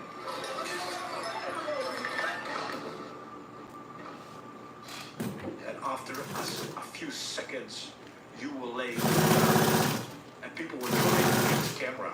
Give me the camera. I saw these arms with big tattoos, like bam, bam. And the only thing that I could do is grab the people away from him because I want to have we filmed something new. So if you have 500 subscribers in Holland, just 500, this was the moment for us to grow it. Yeah, you want to save my life, because otherwise... That's the second part. No. Without him, I was pretty dead. We jumped him over a roof, right? I was really scared. The camera. Looks like I gotta plug it in, bro.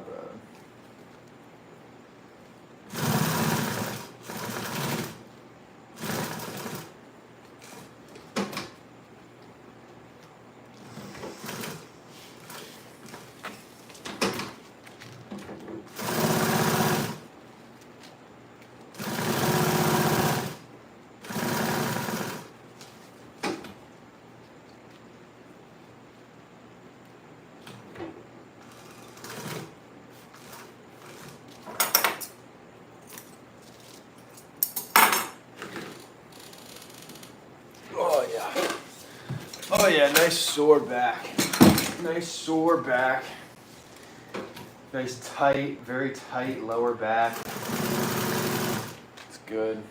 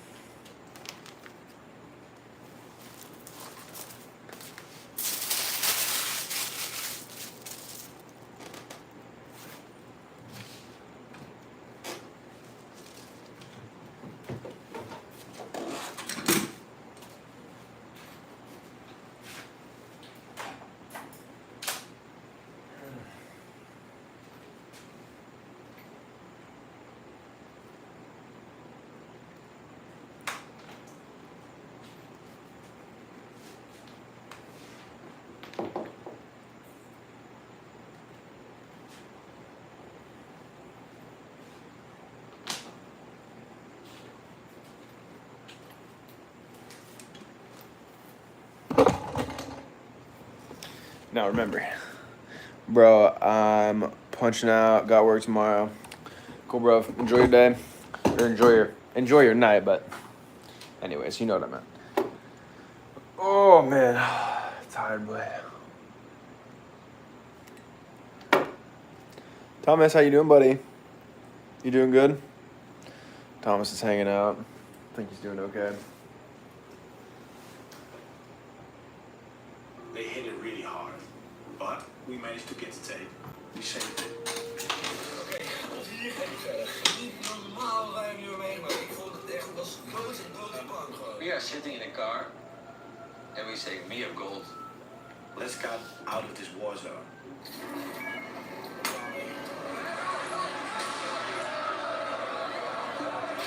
At some point in the evening, my dad was told by police that 2 girls had died in the crowd.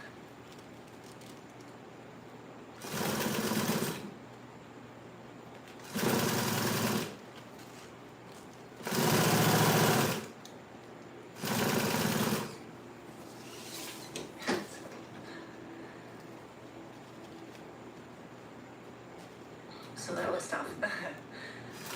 People are dying on your birthday party, and somehow the role you played in that, and it's just the empty feeling that you can't that,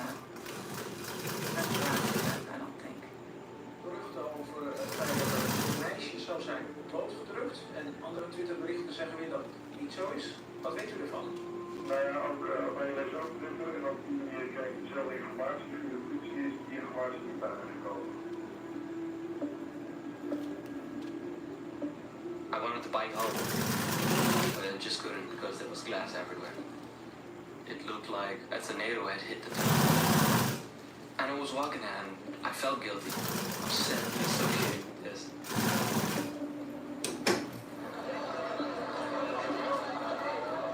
Later, luckily, we heard that nobody had died.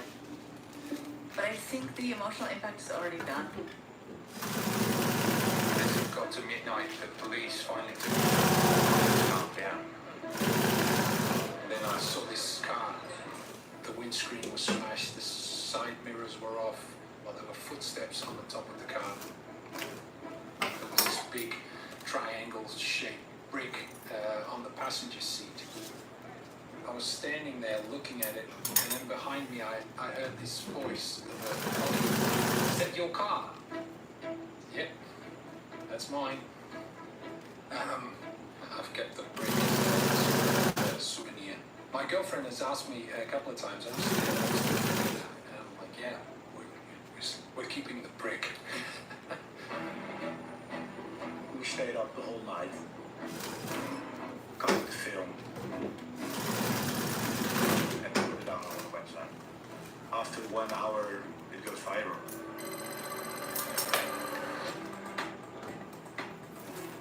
Yeah, that was the really first big hit for Starkty. It started with Project Xhara. After 12 years, we are one of the biggest YouTube channel in Holland. Het eerste adem is in de eerste dat we te maken hebben. En anders kan ik het niet noemen. Met tuig.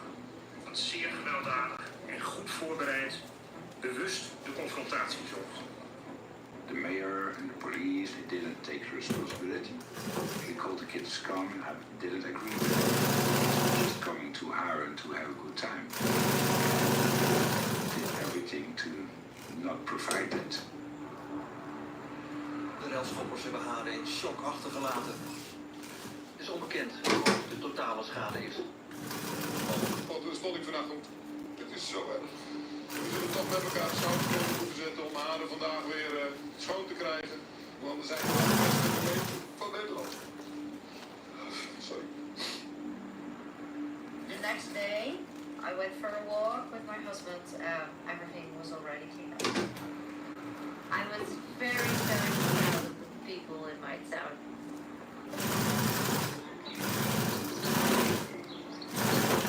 I woke up with a hangover, and everything was all over Facebook. And people tagging my name. Fucking snitch. This was gonna come back on me one way or another. I decided to go back and return what I stole.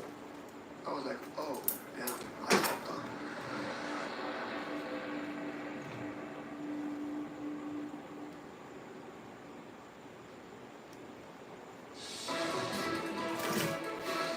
In onze uitzending, welke gevolgen heeft het kritische rapport over het feestfeest in Haren voor de politie?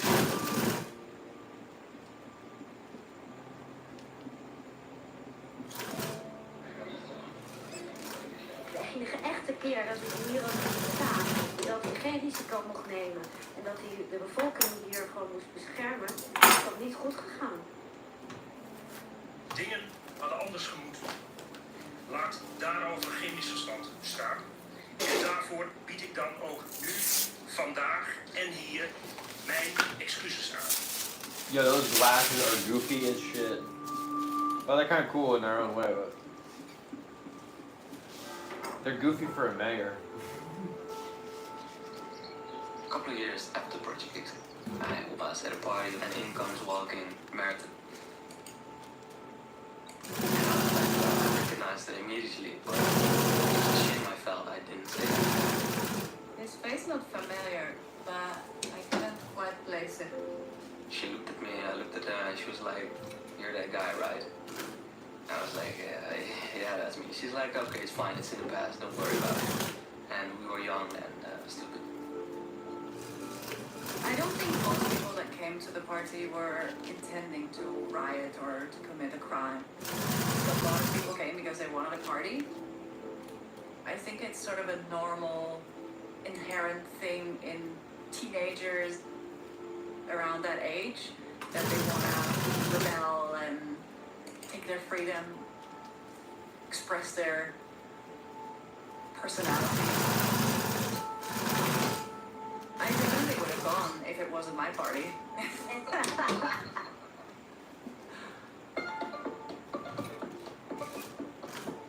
Decent. It wasn't horrible.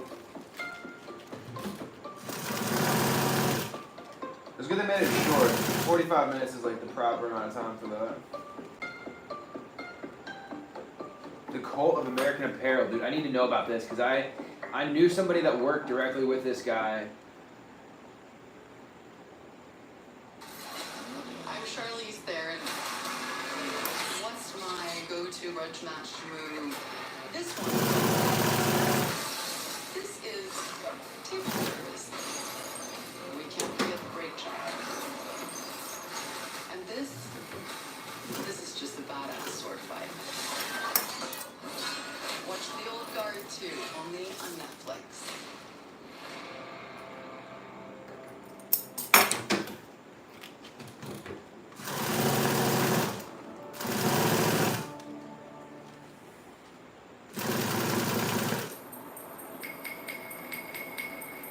I was off work, it was probably 10 o'clock, 11 o'clock at night. And my phone rang and it was my boss, the head of the whole company. And I answered the phone and he didn't say anything other than just, I hate you. He just said it, he was just like, I hate you. I fucking hate you. And then he just hung up. And that was it. Just like middle of the night, he just called me to tell me he hated me. I mean, that was like a regular day at American Apparel.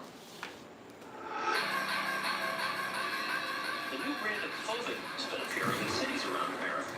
American Apparel. American Apparel. American Apparel is one of the fastest growing clothing makers in the country. It just felt cool because it was I liked it different. In 11 countries with sales of $300 million. Wow, I want to be a part of this. It was a fashion call. And Dove was the leader. There was just this energy around them. It's t-shirts that feel good, look good, but are made in a non-exploitative setting. Roll them down, super cute. The advertisements were basically softcore porn. It's a sexual element of fashion that's inescapable. American Apparel became my life. I had an assistant, the CEO calling and texting me. I felt like I was king of the industry. I loved every second of it until I didn't.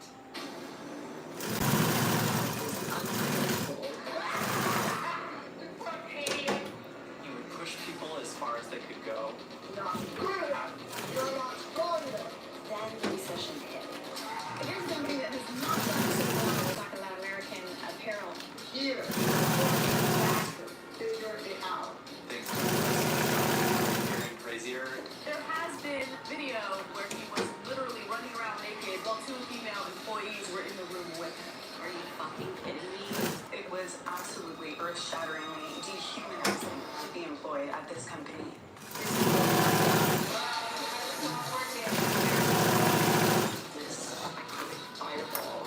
Somebody has driven this company absolutely into the ground.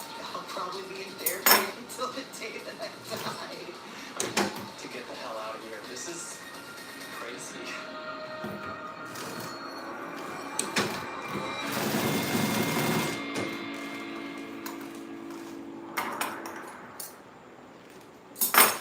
Oh, you're having me walk in and I didn't even have enough time to get on Ozempic?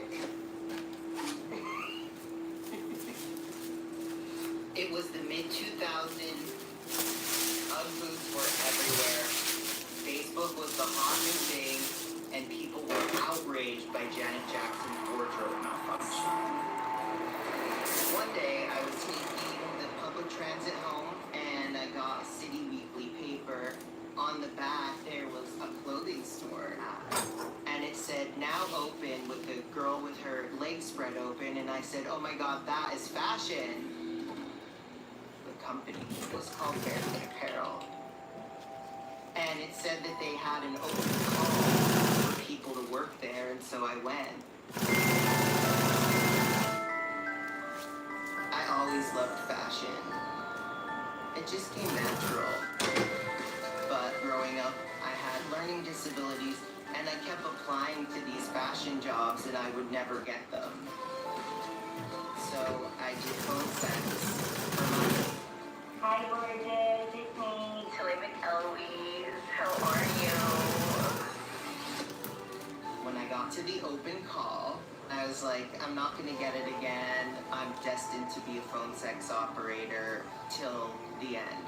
And so I went in, and there was a girl sitting in the dressing room, and I gave her my resume, like piece of paper, and she kind of just like tossed it to the side, looked me up and down, and she was like, so what do you want to do here? And I was like, I guess fashion merchandising. She was like, great, you could be the district merchandising manager. Well, I was like, oh, cool. Let's do this.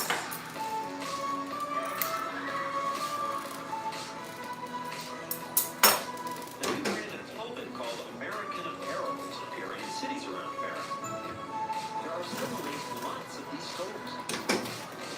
In American Apparel neighborhood, you and I gave, but I think it was really more of like a vibe check. I guess I passed. I think it was my physique. I'm really tall and skinny, and it was kind of like what was already in the of my friends. I had those piercings and like a pixie cut and really loud glasses. What I was going for was honestly hipster bike messenger. She's like, that's the look we want. Not, you've got experience. It was like, you've got the look. They definitely were hiring freaks and geeks, I mean, it felt like the weirdo club. And actually, one of the slogans was, if you see someone shoplifting, let them know we're hiring. I definitely couldn't afford the clothes of American Apparel, so my friend and I shoplifted. I probably wore that one American Apparel shirt that I shoplifted, but the manager just came out and kind of looked at my outfit, took a photo of me, and was like, you can start Monday if you want. I kind of felt chosen, like I must be cool, like I must be an American Girl person. The reason why American Apparel is such a hot thing right now is because they're offering you a new, clean look. It looks so bad now. It looks so bad. Different than walking into any other retailer. It wasn't like walking into the Gap or J.Crew. It was sexy and very cool. We're a basic store. People are using our stuff to turn it into their own style. One of the big appeals of American Apparel was It was right at that time of famous people's offspring becoming famous. Simple Life was a thing, and it was just trashy logos everywhere. American Apparel was so simple, just solid logo, every color you can imagine. It was like, whenever the bug is like drawn to it, it just pulls you in. Right now we just remodeled my store. We made it really big. At first, when I started working, I was just kind of there, dressing the mannequins, organizing the store. Look at all these gorgeous, gorgeous colors. And I would hear these, whispers in the back. Oh my god, that's fab. I'm gonna send a picture of that to Dub. And I was like, who's Dub? Yeah. I think we never arrived. The two things were kind of trained to try and do better the next time, right? Things evolve, things change. And the apparel industry has to be reinvented. I run American Apparel in an instinctive manner, an impulsive manner. I try to break down all kinds of barriers. Enter Dom Charney, a flamboyant Canadian-born LA clothing entrepreneur.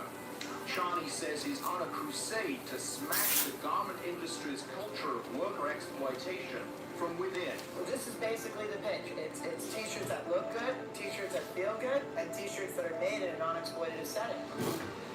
He's selling this Made in America sweatshop free thing, and I thought it was great. More to it than just being cool. Also, like, You're tight, relax. Relax, it's California. Dove Charney is the biggest manufacturer still making t-shirts in America. He pays his workers well over minimum wage. We've undervalued this job in the last 30 years. This is a hard damn job. But American Girl, everyone was hating it. Nobody else was doing that. And the critics talking about, like, you're never going to be successful doing this. It's not a sustainable model. It costs too much. And he was just, like, diehard about it. We try to do things ourselves. I today have to compete with China, and I say, let's play hockey, I'm ready. That's what I do. Dove was really passionate about immigration and was kind of like, why do we even have borders? I believe in an open immigration policy. I think people should go live where they want to live, when they want to live, and where they want to live in the world. That ethos was a big thing for me. There's so much good about this company. What's the key to success? Passion. That's it? That's it. Oh my god, the first time Dove came into the store, I was so excited. Someone was like, Dove is coming, everyone get ready, Dove is coming, and there was this frenzy. Like, you could hear him, and you could sense him before you saw him. Well, I don't want to freak it out at that time, but we could. I think Monday nights are more important because you have a lot of shipments coming in. You want to capture things like the denim jacket, push them into the floor. When he walked in, I just thought he was so sexy. What's your name? Caleb. He like had this whole pep talk with us, like we're gonna rule the world, like are you with me, are you not? Like it was a show, and I love a show. Anybody ever call you hyper? Yeah. People call me hyper every day. I think I was born overcharged. He lived, breathed, ate American Girl all the time. He almost never slept. He wouldn't even take breaks to eat food. He would send out his number, just be like, call me, whatever, like, call me day, night. And he expected the same of his employees.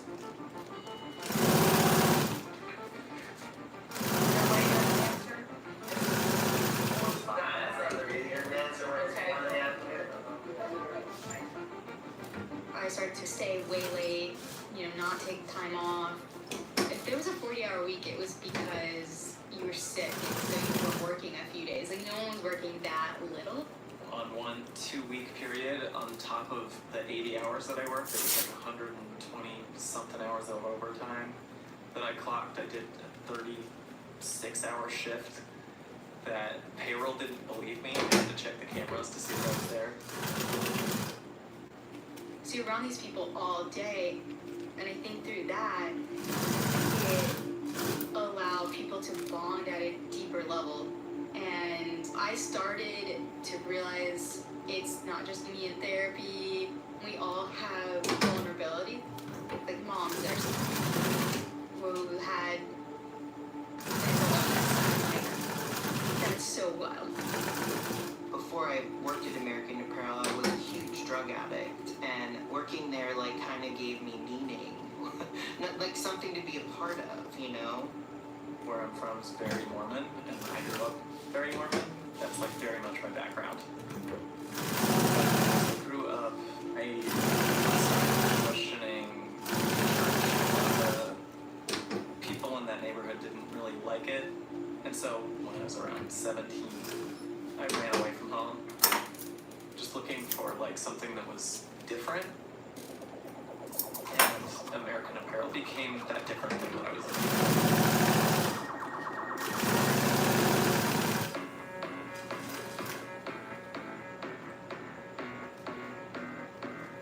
The American Apparel advertisements just broke every rule that as a country we have back then. Clothing company American American Apparel has been widely condemned for its latest campaign. This, by the way, is not American Apparel's first controversial ad. The advertisements were basically softcore porn. There's a sexual element to fashion that's inescapable. So like to then start saying, let's get scared about sex. I mean, it just doesn't add up. Dove seemed to buy models from just finding them in the store. He's like, you're attractive or you're fun, and he would go shoot with them. Charlie's always on the lookout for people like this woman, Natasha. He says he saw her walking down the street and jumped out of his limo to offer her a job. Okay, go over it. It's definitely true, yeah. Did you think, who is this creep? Yeah, I was in shock. I was like, what the heck? Who is this guy? Where is he coming from? She was suspicious, but she did the photo shoot, and now she works for American Apparel. The women in the ads, they weren't posing in a, practiced way.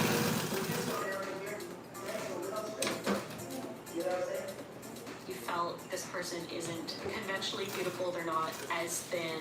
They don't have hair extensions. They don't have makeup on. That could be me. I just love also that it put a name to the person, like the bio of the person. Yes, some of it was very suggestive, but it was a brilliant idea. This model works here? Yeah, she works. She lives downstairs.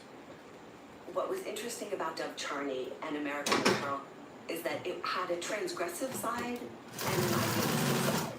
And the sex without the idealism would just be sleazy. But the idealistic part without the sex would be boring. Dove embodied both of those beliefs and acted on them, and the company was expanding very quickly. You don't need to be at lunch with anyone. Earlier and later out. You can't play around. It absolutely felt like you had to differentiate yourself from other people so that you wouldn't feel like Dove could ask someone else to do your job. I've asked a million times. I think it's coming in. Dove's very vocal. Just like whatever you're thinking, you say it. Like, this is wrong. You're wrong. There's nothing. There's nothing. And that was appealing to me because it was so opposite of where I came from. Get the shit out. So I really bought into it. I was like, okay, this is how you be a successful adult, is you have to get in people's faces. I went from lowest position to manager of the store in 6 months, and it was a big store. It still felt like I needed to prove myself. Like there must be more to this company that I could be a part of.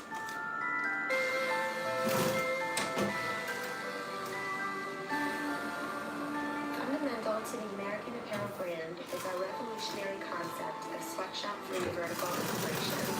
All our products are manufactured and marketed at our 800,000 square foot downtown Los Angeles facility, the largest single garment factory in the United States. Wow, that's impressive. Super impressive. So like the marketing, the design, all the clothes was made there.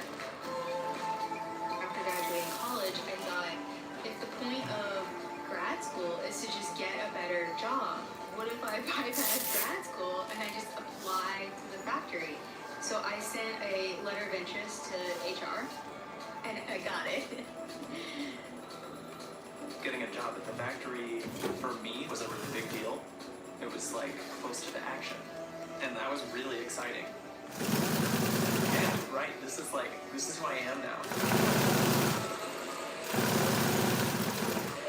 There's a whole bunch of people working really hard and filming things. Once you got to the factory, the initiation was where you knew you were definitely in Dove's inner circle. You would get a starter kit. So the starter kit was a Leica camera, a new BlackBerry phone, a copy of 48 Laws of Power, a book of strategies for success, and a Hitachi Magic Wand vibrator. So I kept the BlackBerry, I kept the camera, I kept the vibrator, and I threw away the 48 Laws of Power. I just cared about sex, drugs, and t-shirts. In the stores, in the factory, across the board, sex was everywhere. Everyone was sleeping together. see like some of the employees like hooking up in the stairwells. We were young and horny, and it definitely felt like a free sex vibe. I really part of the revolution. Despite a drop in retail industry profits, sales at American Apparel are up. I quickly moved up in positions and got all these responsibilities. At 25, I had 2 cell phones. I had the CEO calling and texting me. I'm like, oh my god, I'm busy doing this adult thing. Okay, here's our PR office. I worked my way up to be in charge of fashion media and product placement. Enjoy being America's fastest growing retailer. I was away from home. I was doing something and I was getting promoted, so it was like, look at me now, Dad. I don't need you guys. I'm 21 years old. Like, I'm like a manager of all these stores. There's all these employees that answer to me. I have all this like power. I felt like I was like king of the industry. Whether you worked at the factory or in the stores, every time we got a bonus or a promotion or any time our salaries changed at all, they would have us sign a mediation agreement that said, hey, like, I've recently been offered more money, and that means I can't sue Dove, I can't talk about anything negative about the company. Maybe I was naive, but I'm sure it'll be fine. I'll just sign.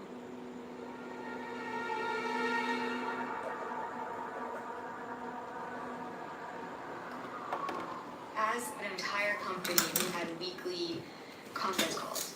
All the stores were expected to call in, regardless of where they were, across the world.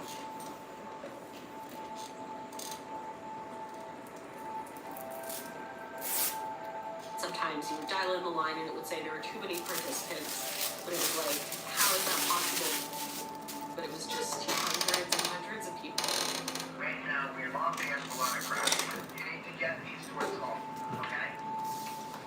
If your store was not performing well, the conference call was potentially a very scary time for you because you would be at threat, called out by Dove. Welcome to the fucking the real world. I looked forward to it and loved it. That's right, you are, Schmuck. Did you hear they tried to... It was equally as entertaining as it was scary. Like, there was these different things like Fool of the Week. There was always someone that he would call Fool of the Week. You know, Michelle, we're gonna Fool of the Week. Fool of the Week, you're fucking mean. Like, oh my god. I mean, it was so mortifying that hundreds and hundreds of people heard that you personally are the fool for a multi-million-dollar company. It did feel uncomfortable, like, fuck, I know I'm not supposed to laugh because he's also yelling at this person I respect and like, and then he's also saying something incredibly funny in the next spot, and it is so weird and challenging and confusing because you're like, do I hate him or do I think he's hilarious? At that point in time, even though I was still working at the stores, making like $9 minimum wage, I really got a sense that like, if you had an idea, anything was possible with American Apparel. So I pitched this marketing idea, and suddenly I was on a flight to LA.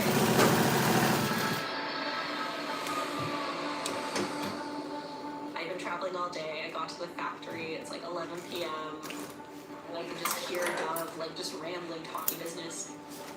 And I'm like, how is this guy still at the factory? And I'm like, please, like I've been traveling all day. Where do I stay? And he looked at me and was like, why don't you stay at my house? This huge home in Silver Lake. This is the Garvin House, perched high above the Silver Lake Reservoir, an historic home owned by Dov Charney. It's at the top of this little gated community. You go in and the whole house is this creamy marble stone. It's absolutely gorgeous. Damn. That's sick. Johnny Makeup was living there as well.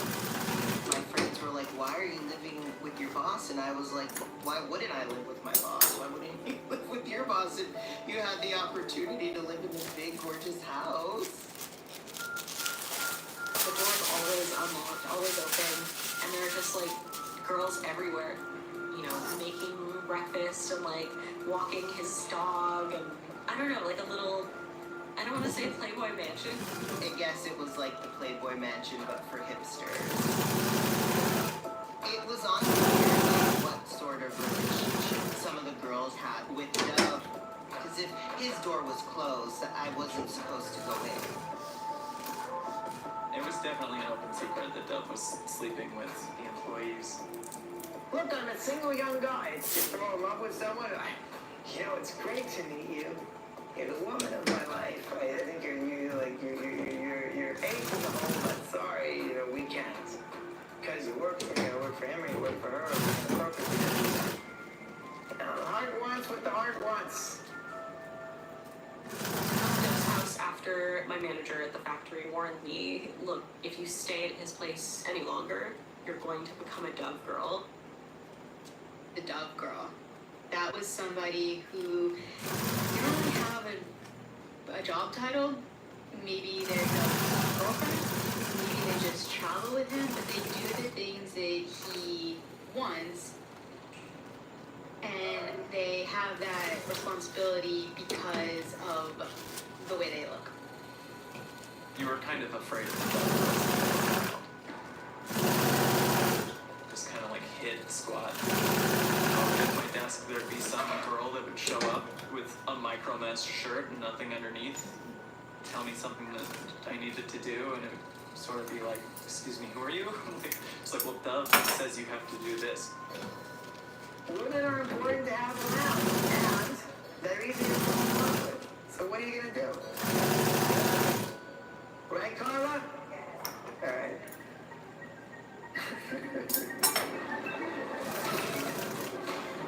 Yeah, dumb gigness, huh? 3 years, American Apparel stores have opened in 11 countries around the world. Sales was up $300 million last year. There were billboards everywhere. They were on the back of buses. They were on like benches, and you couldn't escape it. And then there was the whole celebrity thing. This is head to toe American Apparel. Where we would make custom clothes for pop stars going on tour, like Rihanna, Britney Spears, and oh my god, Beyonce used to come late at night. We would close the store down for her. It was amazing. Your company is very successful. Do you? If we go public, we'll be on the right conditions. I want to do it on my own terms. I also don't want to be told what to do or how our ad campaign should be or what our political positioning should be. But if we do go public, I'm sure you'll be a hot stock. American Apparel is going public with an infusion of millions of dollars from a big investment company. Charney plans to keep expanding. When American Apparel became a public company, Dove created a pretty cozy board of directors. There were 4 others. 2 of them were personal friends. One was Robert Greene, author of the 48 Laws of Power. Oof. Dove was the chief executive officer and president. There was no chief operating officer. There was no chief technology officer. I always get charged up when I walk through a factory. The first CFO that he hired, he called a loser in the Wall Street Journal and then apologized. The CFO left. Dove's management style was basically to push people as far as they could go and to pit people against each other. Dove would call you on the phone and kind of trick you into saying something about someone that was actually listening. You know, someone would be like, oh, Michelle's not really doing a good job, like, back this thing up, and Dove would be like, oh, Michelle's on the line with you right now, like, Michelle, you're an idiot. It's like a heavy narc culture. You benefited by tattletelling on other people. Yeah, I told her to send me the fucking photos. I reminded her like 3 times. Like, It did seem like there were people vying for his attention and, you know, wanting to be and stuff. And ultimately, that caused a lot of, like, chaos with people, like, not getting along. One time, I really confronted a manager that she was doing such a bad job about something that it's like brought her to tears. And I remember walking away from that just feeling like I wanted to like throw up. But you know, I had my eye on the prize and I felt like Dove was the type of successful that I thought I wanted to be, and I was trying to emulate the way that he operated. Okay, what else? Dove would look for the one thing that you're doing to fuck him, and he impulsively fired people because of that. We're gonna like definitely focus on making sure like that we have ability. Who do we fire? What? Who do we fire? But he always defended it as like a critical key to success. Apparel went public. Companies wanted to open up a lot more stores. Halifax, Toronto, London, New York, Woodbury, Savannah, Miami. Beijing. But then the recession hit. Good evening, Oof. everyone. The signs were That's- everywhere, but that's- now it's official. We are in a recession. That's A lot of really well-known retailers were doing badly, but American Apparel continued to expand. In 2008, I remember people talking about the recession and me being like, there was a recession in 2008. Like, 2008, American Apparel was opening 5 stores in a city and like going into a new country. Recession didn't exist. I need you to hire more merchandisers. If the payroll gets heavy, I'll travel with you. That man like lit money on fire. How many guys do you know in previous recessions that were struggling to become employment and really bump out?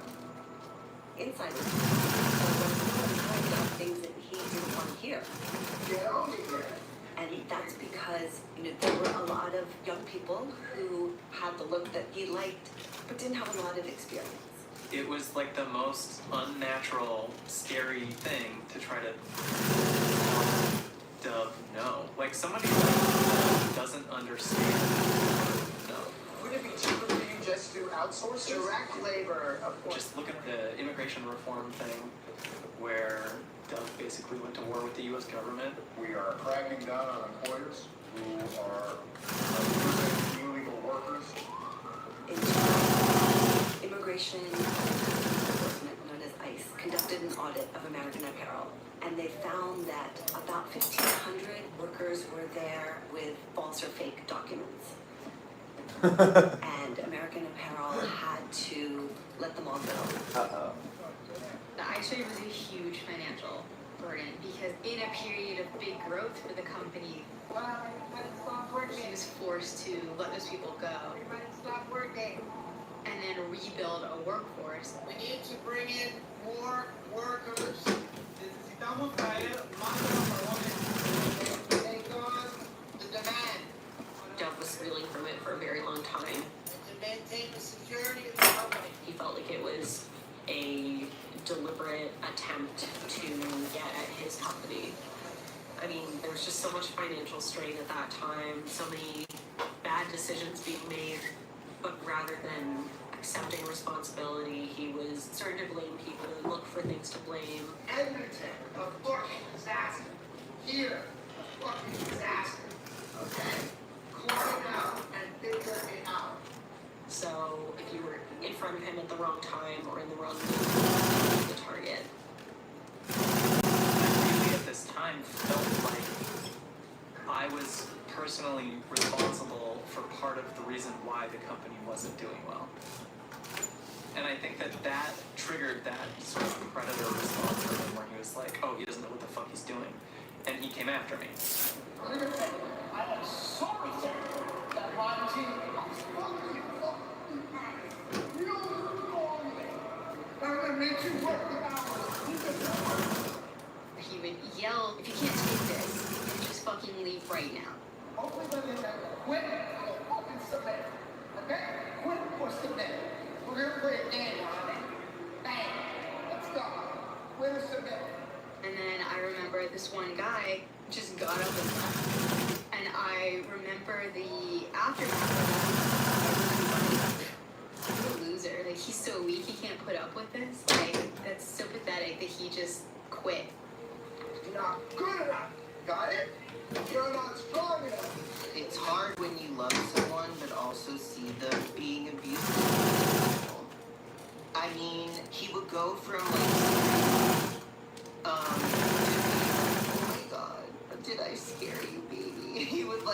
like this like little boy voice, and it was just confusing, you know, because I felt indebted to him. Like for me, he was my only ticket.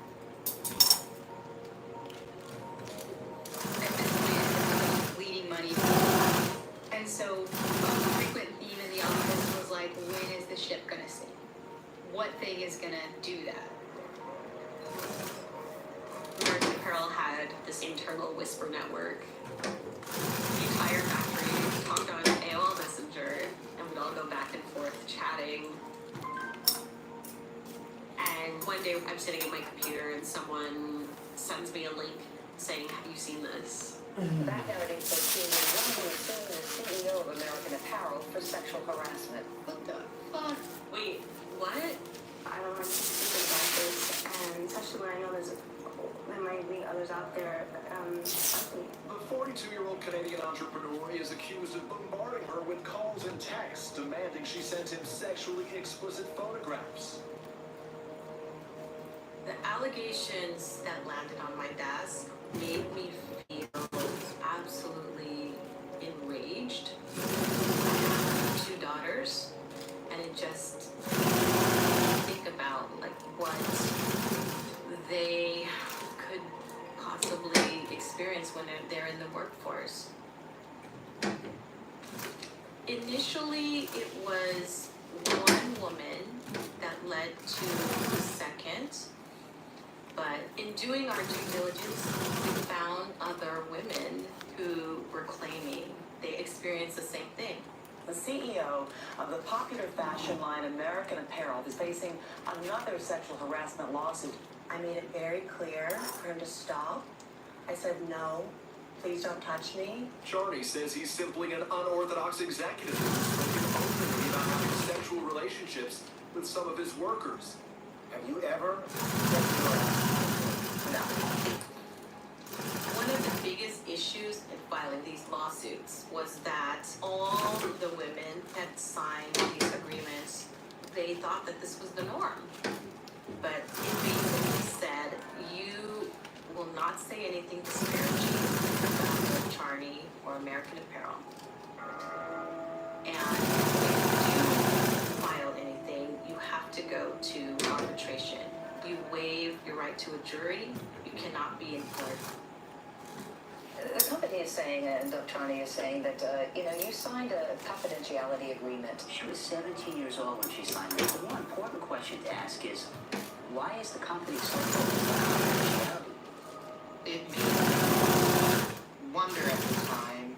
Some of it I felt like, hashtag like believe women and stuff, but also at the same time Doug was like a father figure to me, and so I kind of fell into this like, oh my god, are they just trying to get a quick buck out of him? Charney has never been found by any court to have sexually harassed an employee, and he says he's never paid any money in the cases against him. There's something disingenuous about the claims. First of all, they're fake. Second of all, these claimants are being coached. Third of all, there's too much money involved in terms of the amounts of money that they're claiming.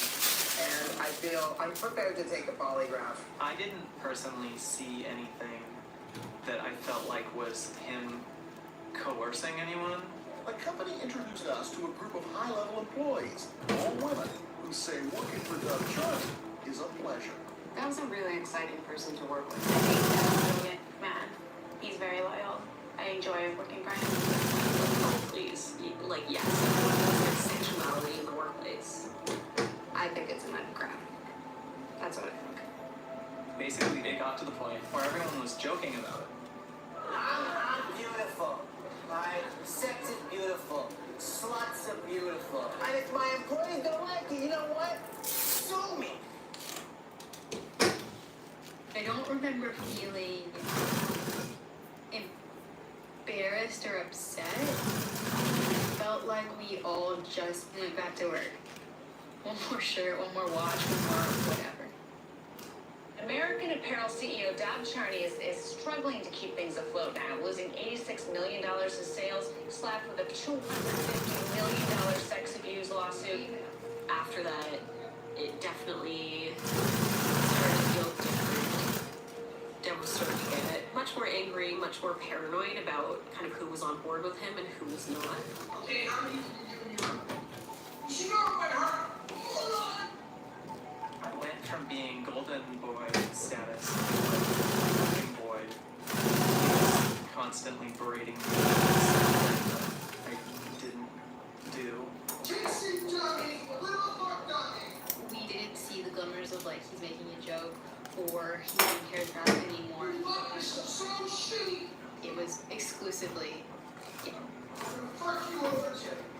I'm gonna fuck you. He would freak the fuck out. Punch holes in walls or, you know, smash one of those like wire trash cans, just hitting it against the ground until it was like a smashed soda can. Shame on you, little fuck. And then he'd get like inches away from your face and just slap himself.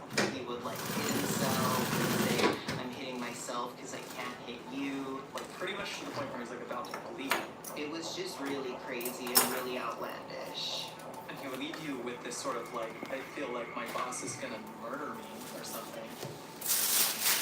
Basically, it didn't feel safe in his house anymore. And so I left. At that point, everyone I knew worked for American Apparel. All of my clothing was American Apparel. I had a company phone, I had a company computer. I was like so in it that I couldn't even see outside of like anything. I was like fully in. Send him a picture of this assortment, and then I want you to critique yourself. Tell me what you were missing. An admission. Okay? His name's Carson. And you don't have any calculator watches, so go fuck yourself. You're off, and you failed. Okay? I had been hearing Dove quote the 48 Laws of Power relentlessly for years. So I took it home with me just to like, alright, well let's When I met Dub, I had heard that he was obsessed with this book, and so it felt like finally I should take a look at it. never teach them enough so that they can do without you. Dove loves that one, I'm sure. Keep your words vague, but full of promise.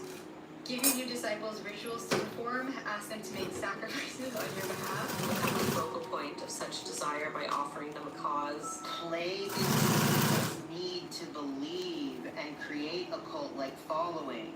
How can I sell these? How are they gonna sell? They don't have a sticker. The sticker's 3 cents. Keep others in suspended terror. Cultivate an air of unpredictability. Oh, it's just wild. Because I would describe myself as terrorized from him, and he did it. He executed that perfectly. It's villainous. It's such a manipulative way of thinking. Learn to keep people dependent on you. Maybe I should have read this book. That's like the cult leader 101. And then you're the one that's only really feeding them what they need. You're able to control that situation. Gosh, hindsight is amazing. It kind of makes me want to cry now. It's scary. It's really scary. Was I so easily got by this? I mean, my whole life was essentially another cult. It was like I was trying as a kid, growing up like Mormon, to then just swing to the other side and basically go into the same thing.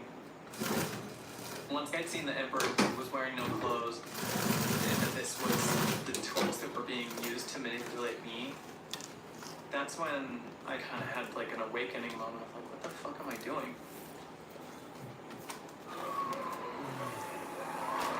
At this point, This is very boring. Thanks for being here and watching. So I was petrified to quit because the things he'd also say to me was, I'm going to blacklist you.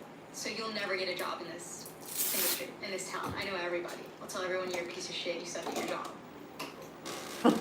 That's great. But then things start to like come to a head. I love how this dude's just like the fucking CEO of this big company, and he just has like one of those old silver headsets on. Texts about how I was fucking up the company, and you know it's all your fault, and you're meek, you don't have the passion to care, and I find it reprehensible.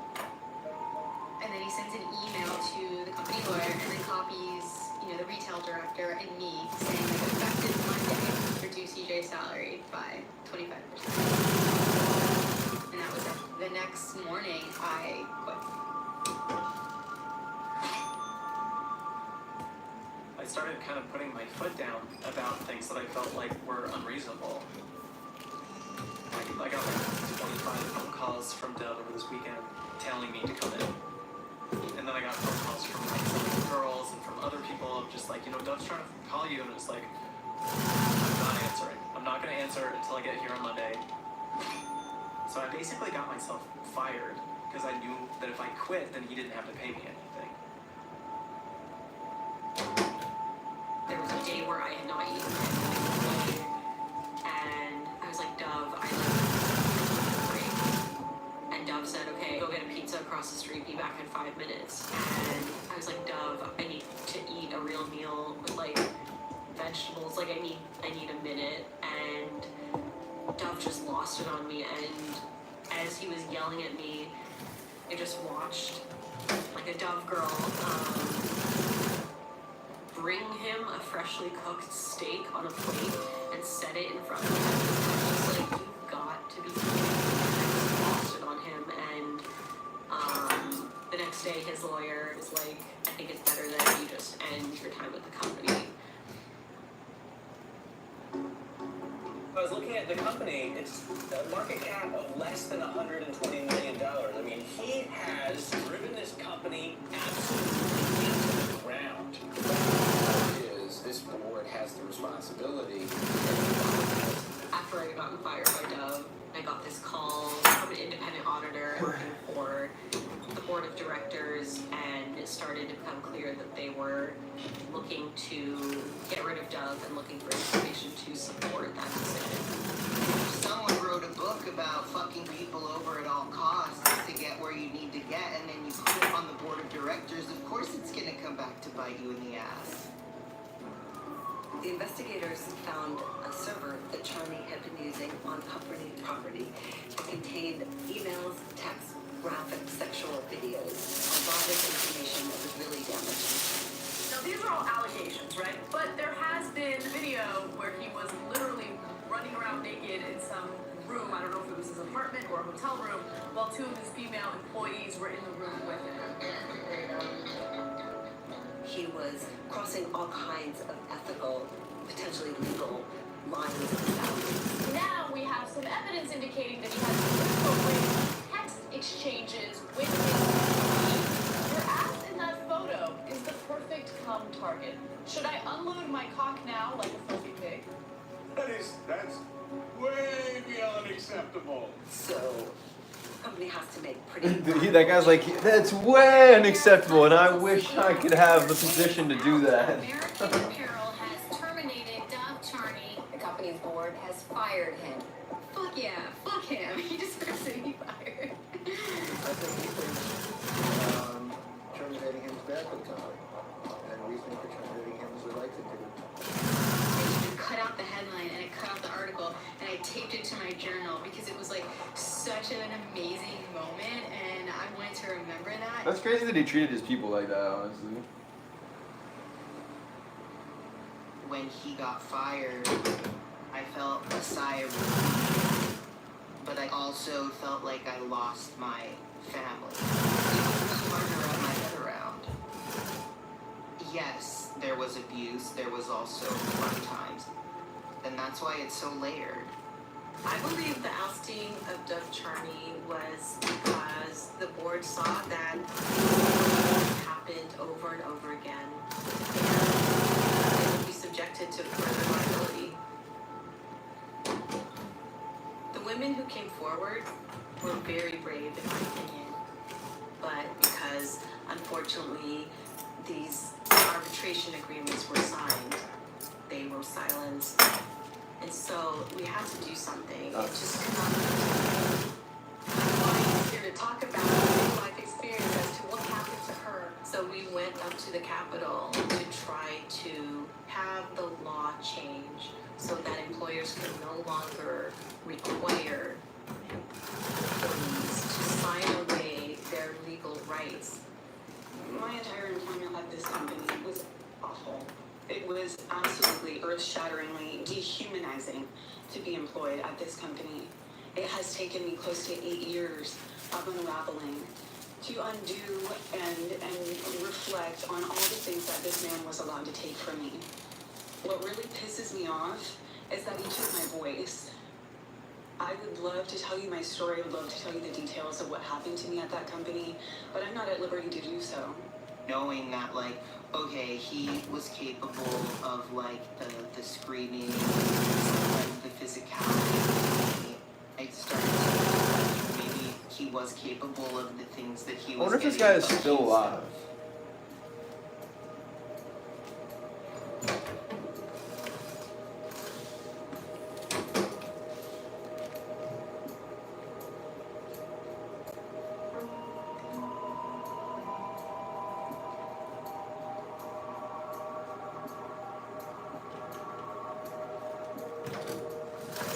I was 18 when I started working at American Apparel.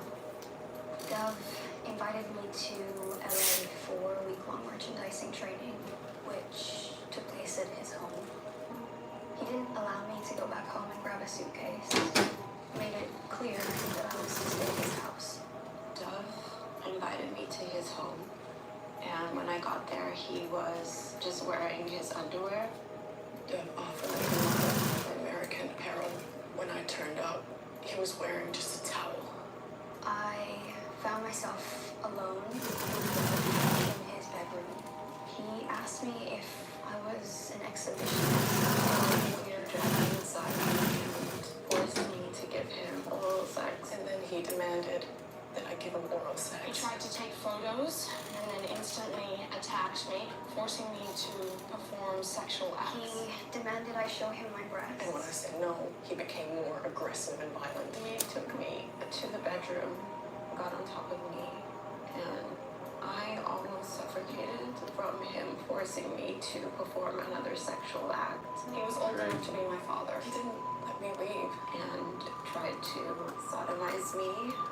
I was 18. That's insane.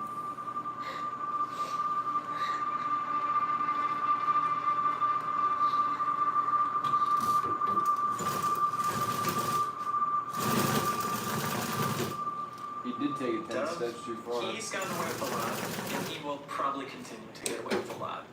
It's like how people are different animals, and that type of person is a predator. So it'd be like a shark or a rattlesnake or something. And no amount of being mad at a rattlesnake or a shark will ever change what they are. They're always going to bite. And it's incredibly frustrating. It's something that, for whatever reason, in society, just let that type of person continue.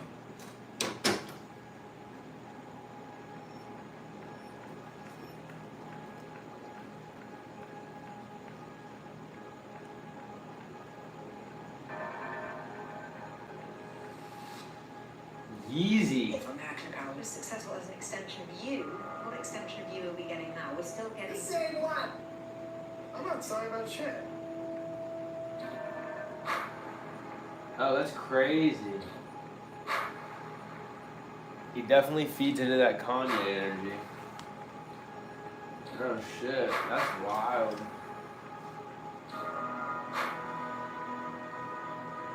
I doubt that he still works though. He works there though.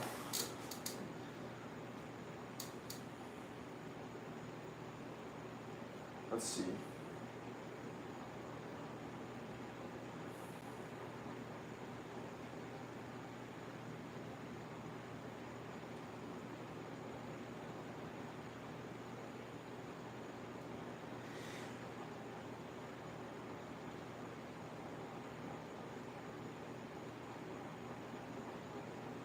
Yeah. He was hired in 2023, so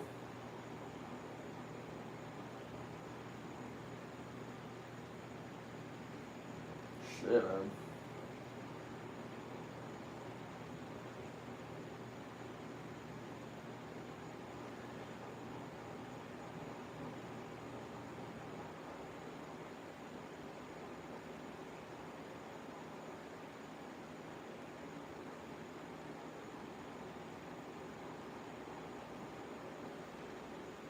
Wow.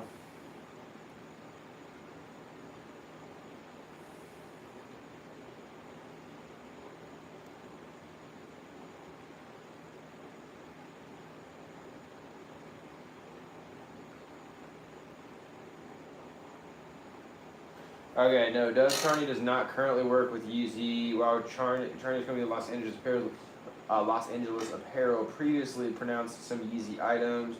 Charney himself was terminated as CEO of American Apparel in 2014 and is no longer involved with, and is no longer currently. Los Angeles Apparel is owned by Dove Charney and they produce some Yeezy items, but Charney is not the CEO of Yeezy.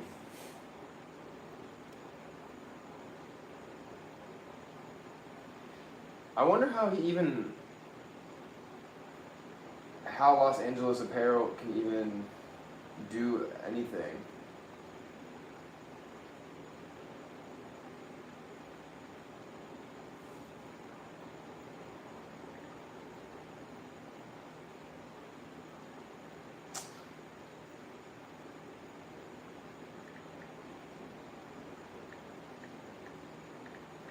I guess if they're a private company, yes, Los Angeles Apparel is a profitable business. While it's difficult to pinpoint exact profitability figures without access to their private financial records, several indicators suggest a healthy financial standing.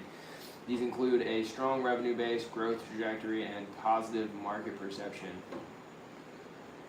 How could they have positive market financial stability? The company is considered financially stable with reported revenues between 100 and 1 billion. That's crazy. That's a lot of money. It's the same thing. He just started the company over again. Wow. And then I guess American Apparel is still in business. Yeah, they're definitely still in business.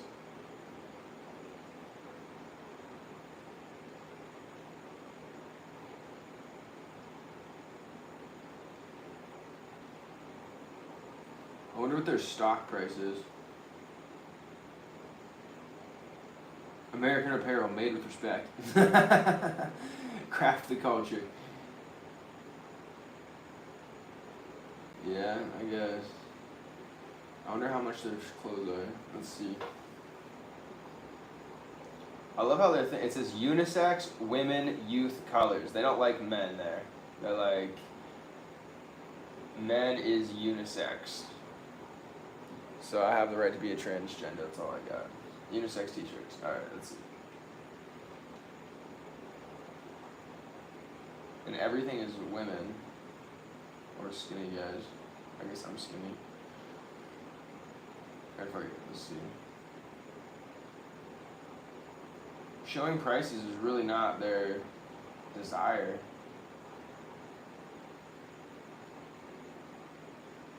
Their website is annoying as fuck to look at too.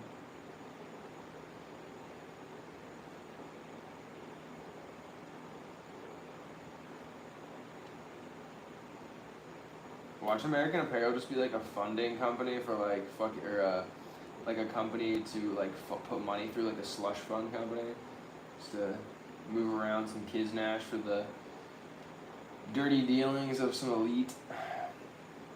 It's always one way to go about it.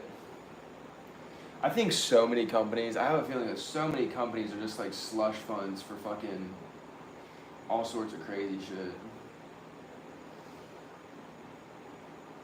Because it's like, where is the fucking price? Pants. Okay, shorts. Sure, let's go to the shorts.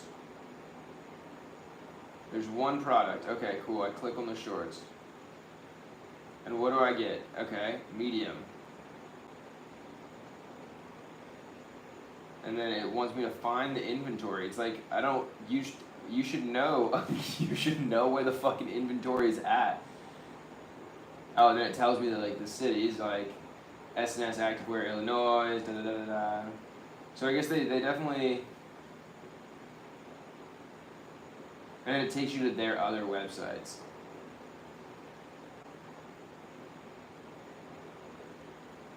ACC, Apparel Coast to Coast, Start, End Bold, American Apparel. Alright, so then you click on it, and this website fucking sucks. And then also, once again, you go to the website and there's like just a bunch of, it's just a dude on here with a bunch of colors. That's all you got. There's no price. There's no So it must be wholesale. Yeah, do you have a wholesale account? Okay, so that's what it is. So American Apparel is just like a wholesale company selling blanks. And they're making that much, they're making hundreds of millions of dollars on selling blank t-shirts. What the fuck? How's that even real? Like, that doesn't even fucking make sense. Okay, I need to feed my dog. I'm gonna finish this one, hop off the live stream, feed my pup. Sew a little bit more. I still gotta practice the guitar a little bit, but crazy. That just doesn't add up.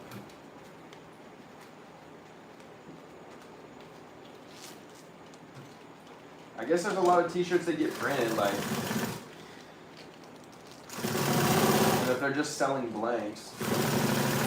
But what a fall far, what a far fall, not a fall far, what a far fall to like go from like the tip of pop culture to like being a blanks company that is disgraced in the sense of the founder is like, I mean, it's like one thing to like, you know, it's like one ethical boundary to like be like, you know, kind of have like create like a little sex cult in your company. Like that's one thing that's probably reprehensible to a fair amount of people. I'm a young dude, so I mean, it's in some ways it's like, oh, that sounds like fun, but it's another thing to fucking be 42 years old and like, you know, raping young women. That's crazy. And having them sign like fucking, I guess that word is offensive to people, but, and then, you know, having them sign like non-disclosure agreements that make them settle in arbitration. It's crazy. Crazy. Not very good. All right.